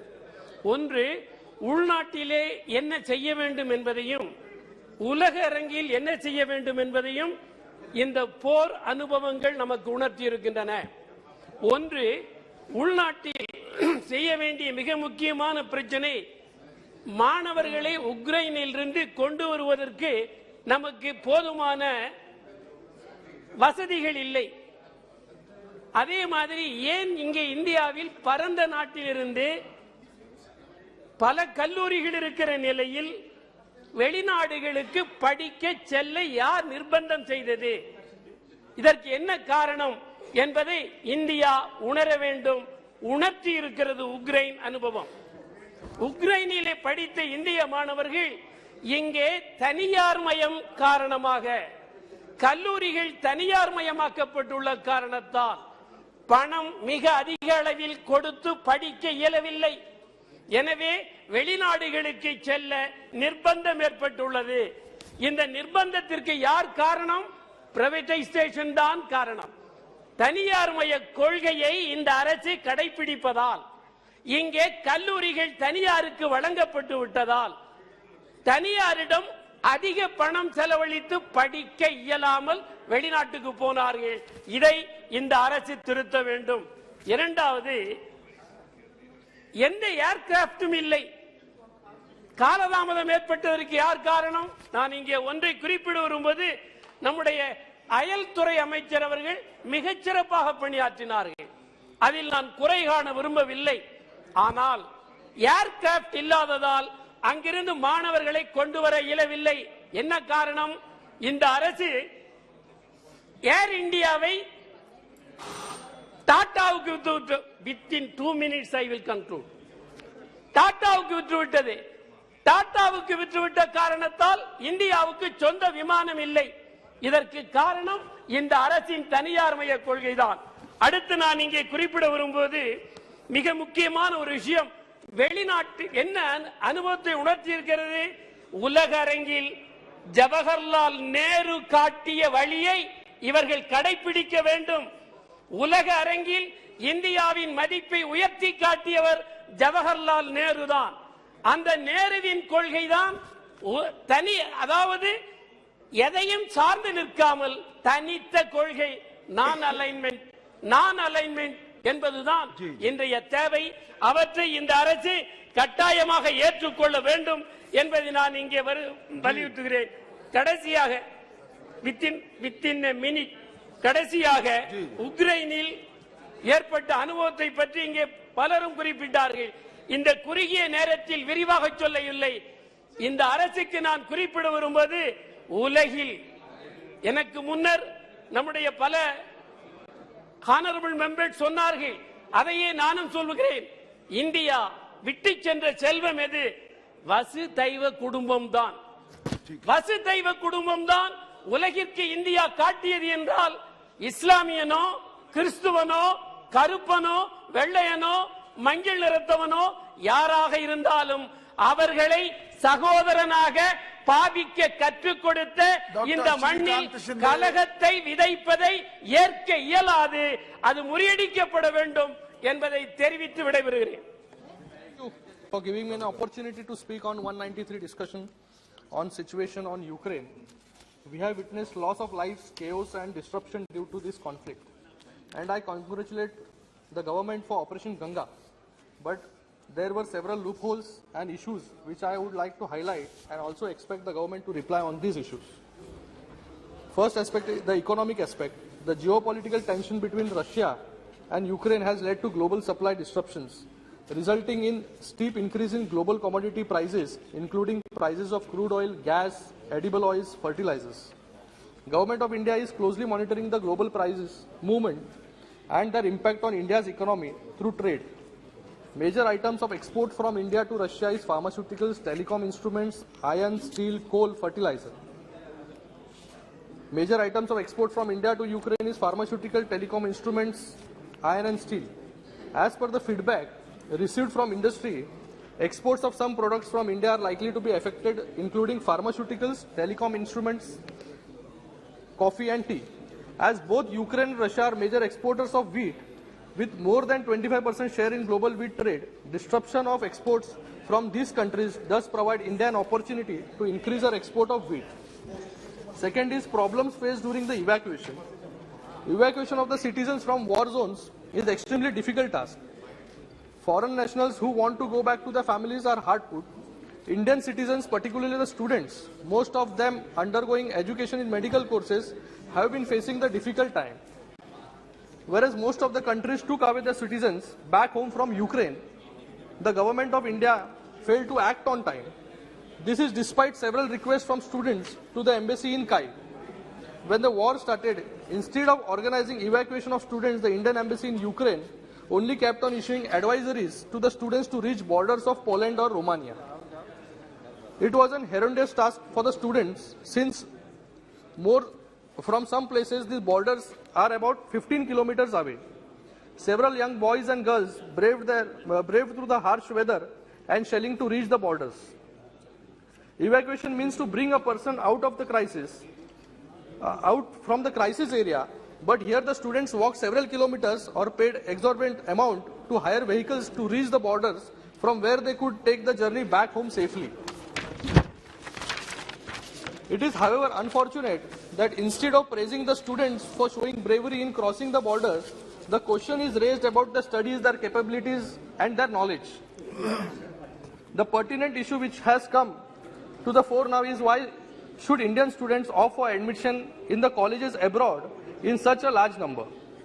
They are studying not only in Ukraine, but in much larger number in USA, Canada, China. Many are in Philippines, Kazakhstan. According to the website of National Medical Commission, presently India has 605 medical colleges with 90,825 seats for the undergraduate course. Out of these 306 colleges with 45,000 seats are in the state sector. The number of colleges in the private sector is 289 with 43,000 seats and other 10 colleges with 1,800 seats. The tuition fee in the private colleges ranges from 60 lakhs to 1 crore rupees. This is far beyond the capacity of even the middle classes. Therefore, the students look for relatively cost-effective institutions for study in the colleges abroad. Total cost, including the travel and stay, is around 30 lakh rupees. To get registered with NMC, these students have to clear the foreign medical graduate exam. Those who pass this exam become as par with the others. So to raise such privilege issue of the standard of education is to hide the failure to provide medical education at affordable rates inside the country. Prime Minister has said that more medical colleges need to be opened in the country to prevent our students from going abroad and has called upon the private sector to come forward. It is important to see that the career of these young students does not suffer. They are now much worried about the future. Government should reassure that they will take up the matter with empathy. All efforts, sir, I am the only one. All efforts should be made for the continuation of these studies in Ukraine once the situation improves. The decision of NMC to allow internees to do internship in India is a welcoming step. Others who are still in the graduation process should be assured that if things do not improve in Ukraine, they should be adjusted here in government colleges. Maharashtra government has asked the center to reach out to Russia and other Eastern European countries close to Ukraine with a request to accommodate Indian medical students in their universities to enable the war-affected students to complete their course. Maharashtra government is working on a policy to create a remedy plan for such students that also includes assessing the possibility to accommodate them at universities here. Maharashtra government is planning to provide a stopgap help to the affected students in Maharashtra in the form of extending theory lessons online and allowing library access in the medical colleges across state. While this is expected to be help to students enrolled in third year and above in medical colleges in Ukraine, those from first or second year will be encouraged to appear for NEET, which determines the medical admission in India. Curriculum of the first 2 years in Ukraine does not include medical knowledge, so they are not at par with the first year syllabus in India. Such students can appear for NEET and restart their studies. MUHS is trying to connect with universities in Ukraine to understand their syllabus and their plan with regard to completing the students' training. The state government and MUHS have also decided to begin the process of data collection at local levels with the help of local administration. It is estimated that out of 18,000 Indian students enrolled in medical education in 33 universities in Ukraine, around 2,000 are from Maharashtra. As demanded by other members of parliament, I would request the government to follow Maharashtra's government model and carry out a complete analysis for rehabilitation of these medical students. Now conclude. The other problem is the Indian Drug Manufacturers Association has said that the prices of raw materials derived from benzene or other petroleum products would rise due to conflict, leading to pharma exports to look for buyers elsewhere. Pharmaceuticals accounted for 30% of India's total exports to Ukraine between April and December last year, amounting to $173 million. Russia, on the other side, purchased pharma products worth $386 million in the same period. The sunflower, the Ukraine and Russia together, last point, sir. Ukraine and Russia together account for 90% of the India's sunflower oil exports. Sunflower oil is one of the most edible oil consumed in India, so this should also be sought after. Then India should act as a mediator. Russia Foreign Minister Lavrov has said that India can mediate between Moscow and Kyiv as the peace talks between the two countries fail to come up with solutions yet to end the war. If India is with its position of just and rational approach to international problems, it can support such process. I request the government to act as a mediator and establish our country as a strong power in international affairs. Thank you, sir. Honorable Mr. Shri Jyotiraditya Scindia ji. Shri Jyotiraditya Scindia ji. धन्यवाद सभापति महोदय। आज 193 rule के अंतर्गत एक बहुत महत्वपूर्ण मुद्दे पर ये सदन चर्चा कर रहा है और ये मुद्दा एक संवेदनशीलता का मुद्दा है। ये एक मुद्दा है जहां हर भारतवासी की आवाज एक मत की होनी चाहिए, एक विचारधारा की होनी चाहिए। हम अलग अलग राजनीतिक दलों से हो सके, लेकिन हमारे लिए सदैव देश पहला होना चाहिए। हमारे लिए सदैव देश का नागरिक पहला होना चाहिए और यही मंशा, विचारधारा, सोच और संकल्प के साथ हमारी सरकार प्रधानमंत्री नरेंद्र मोदी जी के नेतृत्व में देश की सेवा, देश की विकास और देश की प्रगति के लिए अथक प्रयास दिन रात निरंतर कर रही है।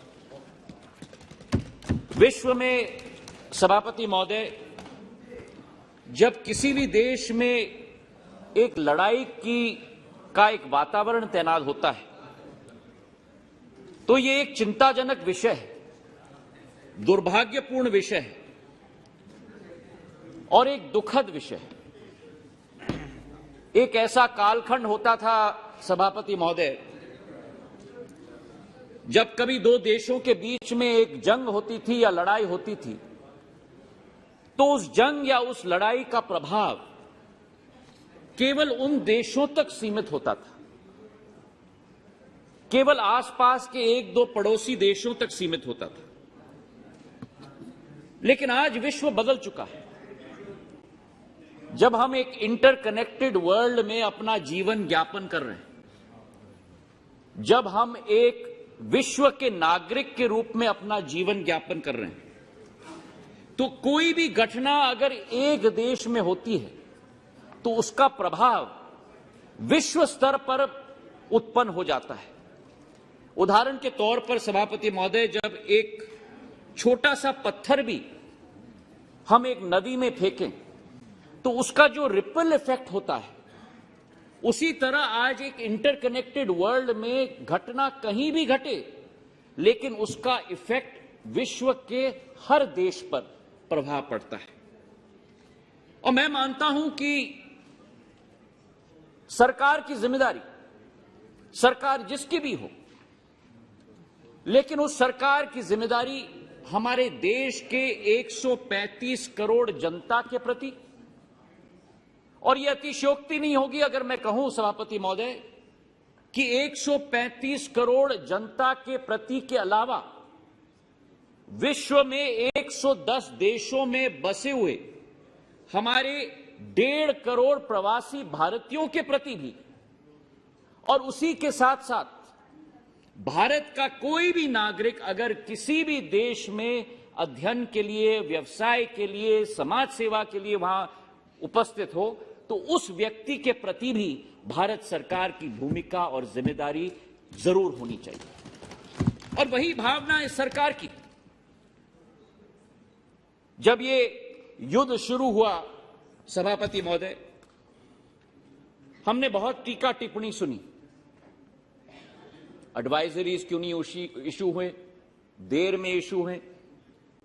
मैं सभा पटल पर आपके द्वारा रखना चाहता हूं कि भारत उस अग्रिम देशों में है जो पहली एडवाइजरी विश्व में इशू की गई, वो भारत के द्वारा 15 फरवरी, 18 फरवरी, 20 फरवरी और 21 फरवरी, एक एडवाइजरी नहीं लेकिन 4 एडवाइजरी इशू की गई।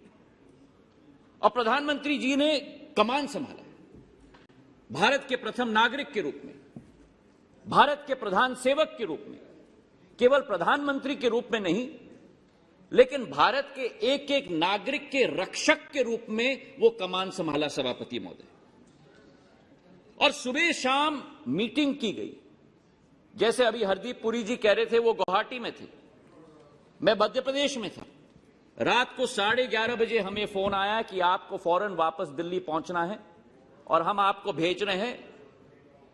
रोमेनिया और मोल्डोवा जयशंकर जी ने जिम्मेदारी मुझे दी थी और हमें कहा गया था प्रधानमंत्री जी के द्वारा कि आप वापस आओगे तो केवल तब आओगे जब आखिरी फ्लाइट उस देश से निकलेगी हमारे नागरिकों के साथ। एक मैनेजमेंट सिस्टम संवेदनशीलता की सभापति महोदय,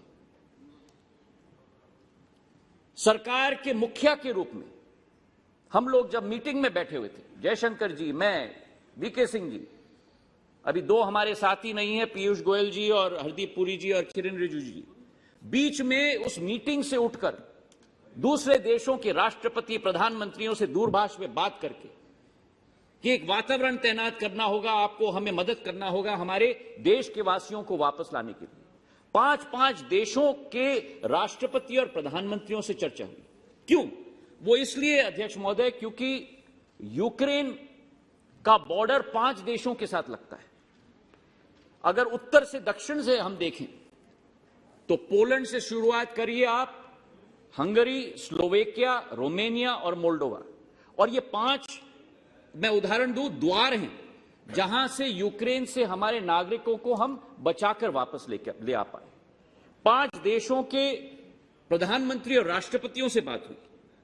और केवल ये नहीं, लेकिन जहां जंग चल रही है उन देशों के प्रधानमंत्री और राष्ट्रपतियों से बात हो रही है। जिन देशों में जंग चल रही है, कि हम समझते हैं कि आपके यहां जंग चल रही है, लेकिन भारतवासियों के लिए एक सुरक्षित कॉरिडोर आपको बनाना ही होगा इस जंग के बीच में भी, ताकि हम अपने देश के वासियों को वापस ले पाए। ये एक विचारधारा थी। और मैं बधाई देना चाहता हूं इस सदन के पटल पर मेरे साथी जयशंकर जी को। विदेश मंत्रालय में कंट्रोल रूम 24/7 स्थित किया गया, केवल दिल्ली में नहीं, लेकिन उन 5 देशों में जिनका सरहद यूक्रेन के साथ है। और केवल ये नहीं, लेकिन MEA ने अकेले 13,000 फोन कॉल स्वयं लिए और वापस चर्चा की, और 9,000 ईमेल। दुख के समय में, संकट के समय में आशावान नजरिए से लोग हमारी सरकार की तरफ देख रहे हैं, और हमारी जिम्मेदारी बनती है। यह सच्चाई है जब कहा गया कि हमारा दायित्व है, हमारी जिम्मेदारी है। सेवक के रूप में यह सरकार काम कर रही है, सरकार के रूप में नहीं, कि उस एक एक फोन कॉल और ईमेल का जवाब संवेदनशीलता के साथ जयशंकर जी के मंत्रालय के एक एक अधिकारी ने दिया, उनको मदद करने की। हमारी विचारधारा थी एक होल ऑफ गवर्नमेंट अप्रोच की, साइलोज में नहीं। प्रधानमंत्री जी ने सदैव कहा है सबको साथ में काम करना है, चाहे मेरा विभाग हो, नागर विमानन, चाहे चाहे विदेश मंत्रालय हो, चाहे अनेक दूसरे मंत्रालय हो। वो होल ऑफ गवर्नमेंट अप्रोच के आधार पर हम चारों को निर्देशित किया गया वहां जाने के लिए और मदद करने के लिए और कार्य करने के लिए। और इस सदन पर मैं कहना चाहता हूं, क्योंकि क्या होता है सभापति महोदय, कि जाने माने चेहरे होते हैं, और मैं स्पष्ट आपके समक्ष रख रहा हूं, मंत्रियों के चेहरे जाने माने होते हैं, पर इतने अनजान चेहरे थे वहां सभापति महोदय, जिन्होंने दिन रात मेहनत की है हमारे बच्चों को वापस लाने के लिए। हमारे मिशन के लोग, यहां बात की गई, कई देशों ने, मैं हमारे माननीय सांसदों को सूचित करना चाहता हूं, अपने मिशन को बंद कर दिए, वापस चले गए उस देश से। केवल भारत है जिसने अपना मिशन आखिरी नौजवान को वापस लाने तक वहां सुदृढ़ रखा। और हमारे मिशन के लोगों के, चाहे वो यूक्रेन के मिशन हो, कीव में, अभी मेरे नौजवान साथी कह रहे थे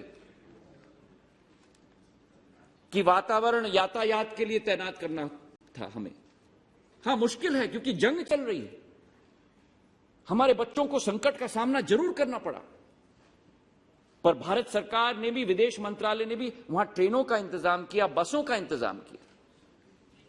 उस जंग के वातावरण में भी जो संभव हो हमने किया है, और उसी सोच और विचारधारा के साथ, चाहे यूक्रेन का हमारा मिशन हो, चाहे दूसरे देशों का हमारा मिशन हो, उनको हम साधुवाद, धन्यवाद दिल के गहराइयों से इस सदन के पटल से हम लोग देना चाहते हैं। इतने अनजान चेहरे थे हमारे वहां मिशन में, केवल 58 लोग थे उन 5 देशों में। जयशंकर जी ने 47 और लोगों को यहां से भेजे, 105 का स्ट्रेंथ उन्होंने बना दिया।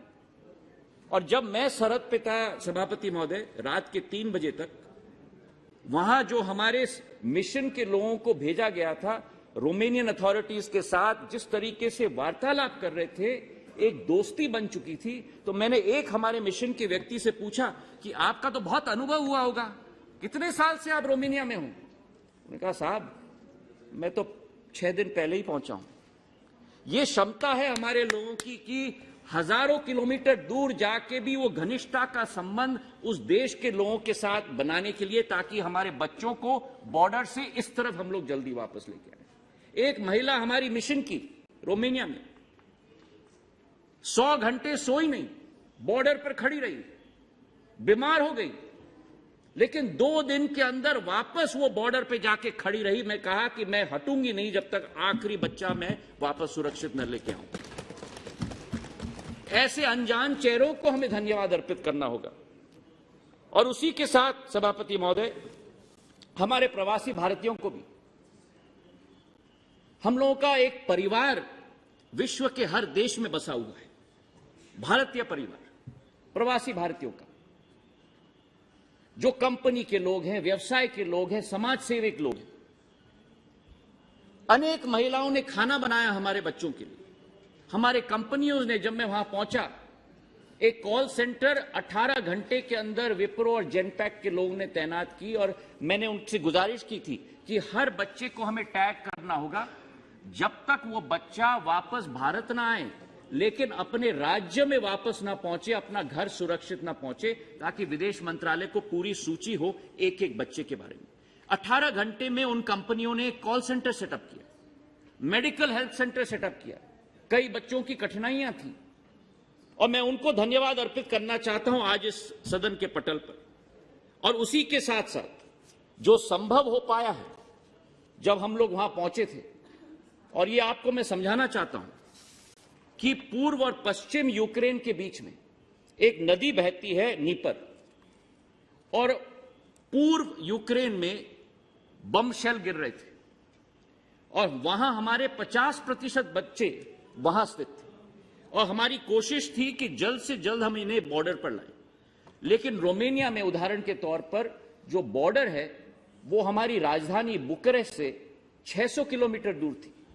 मतलब कि बच्चा सरहद तक पहुंचे, उसके बाद सरहद पे शेल्टर में रहे, उसके बाद 12 घंटे बस में चले बुकारेस्ट तक और उसके बाद उसे फ्लाइट मिली।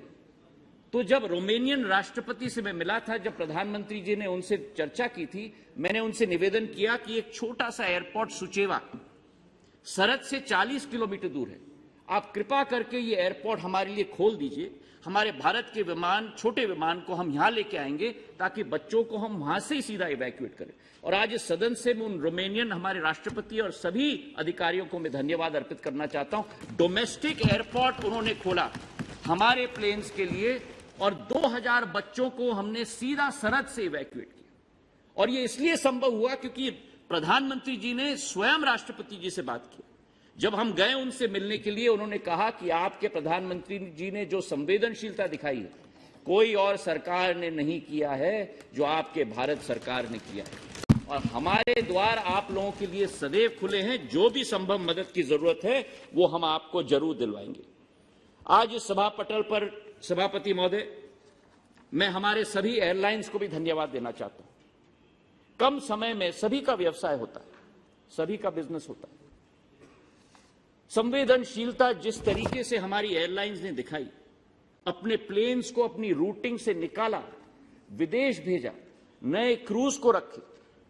और इस सभा पटल में मैं कहना चाहता हूं, इंडिगो ने 35 फ्लाइट्स चलाई, एयर इंडिया ने 14 फ्लाइट्स चलाई, गो फर्स्ट ने 6, एयर एशिया ने 3, एयर इंडिया एक्सप्रेस ने 9, स्पाइस जेट ने 9 और हमारे भारत वायुसेना के C-17 4 ग्लोब मास्टर्स ने 14 सॉर्टीज किए।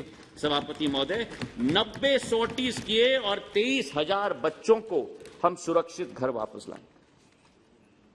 लेकिन जहां मन में एक हर्ष नहीं, लेकिन एक भावना है कि सुखद भावना है कि हम अपने बच्चों को सुरक्षित वापस लेके आए, एक तसल्ली है। वहीं जो शशि थरूर जी ने कहा, हमारा एक नागरिक, हमारा एक बच्चा को हम खोए हैं।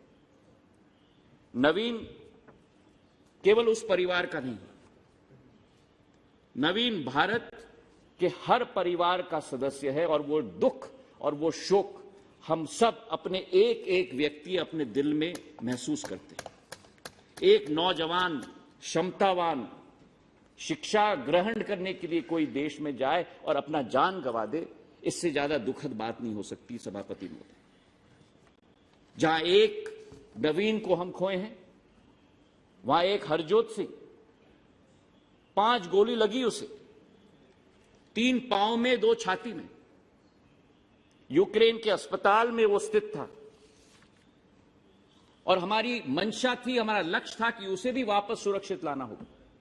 और आज मेरे साथी वीके सिंह जी इस सदन में बैठे हुए हैं, मैं दिल के गहराइयों से उनको भी बधाई और धन्यवाद और साधुवाद देना चाहता हूं। स्वयं हरजोत को वापस लेके आए और वापस अकेले नहीं लेके आए, एक डॉक्टर को भी साथ में लेके आए।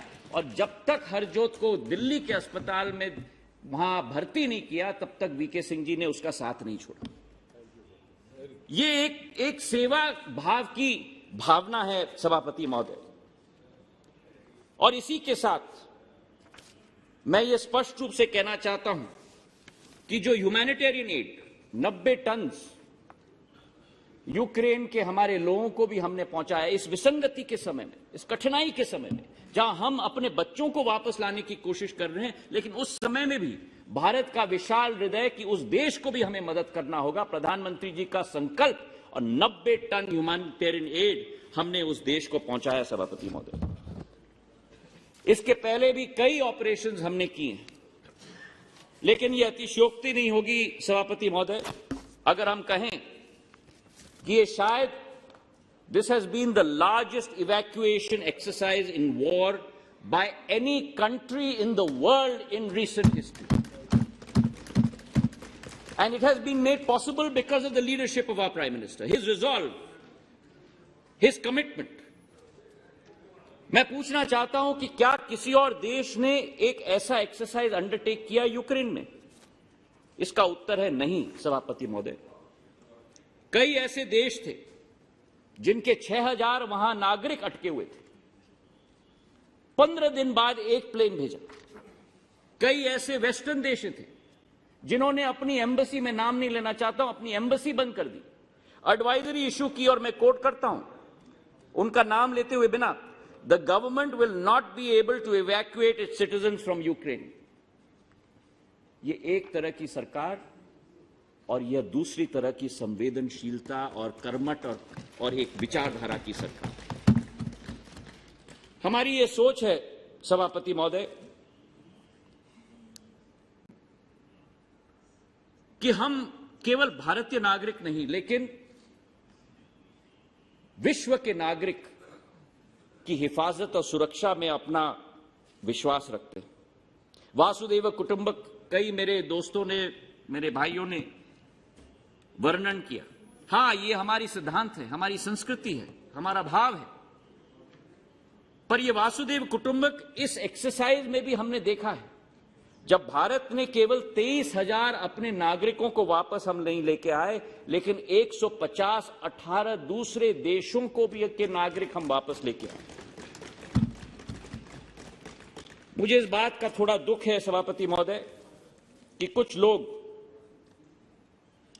चुनौती में भी राजनीति देखते हैं, और मैं सदन में हाथ जोड़कर निवेदन करना चाहता हूं कि ऐसे संवेदनशील वातावरण में, ऐसे चुनौतीपूर्ण वातावरण में हमें एक साथ मिलकर पहले अपने दल, अपनी राजनीति के बारे में नहीं, लेकिन पहले हमें अपने देश और भारत माता के बारे में सोचना चाहिए। हमारी पार्टी की सोच सदैव है नेशन फर्स्ट, और वही इस एक्सरसाइज में प्रचलित हुई है। भारत की आवाज एक संयम एवं तार्किकता की आवाज है, और प्रधानमंत्री जी के नेतृत्व में भारत विश्व पटल पर एक उगता हुआ सूरज के रूप में उजागर होगा, इसका हमें पूरा विश्वास है। बहुत बहुत धन्यवाद। Shri C Thomas ji.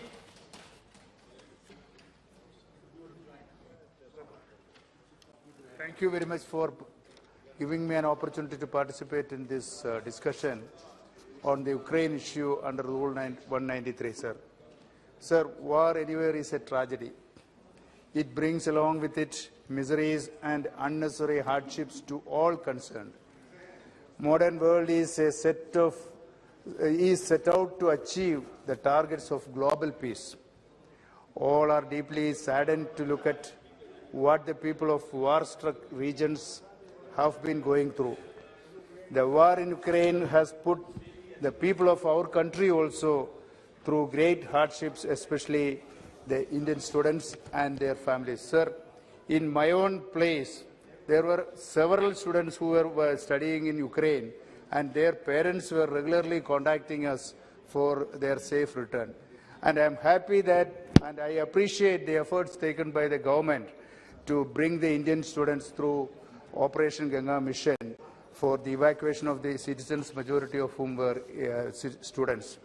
Sir, but the initial stage, the response from the government was not so appreciable, because in many countries, especially US, UK, they have directed their citizens to return to their country and not to travel Ukraine.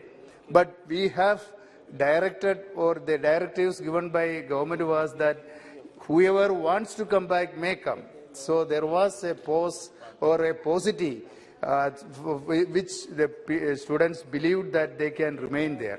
That should not have happened, sir. This prompted the Indian citizens, especially the students, to continue to stay in Ukraine even after the war started.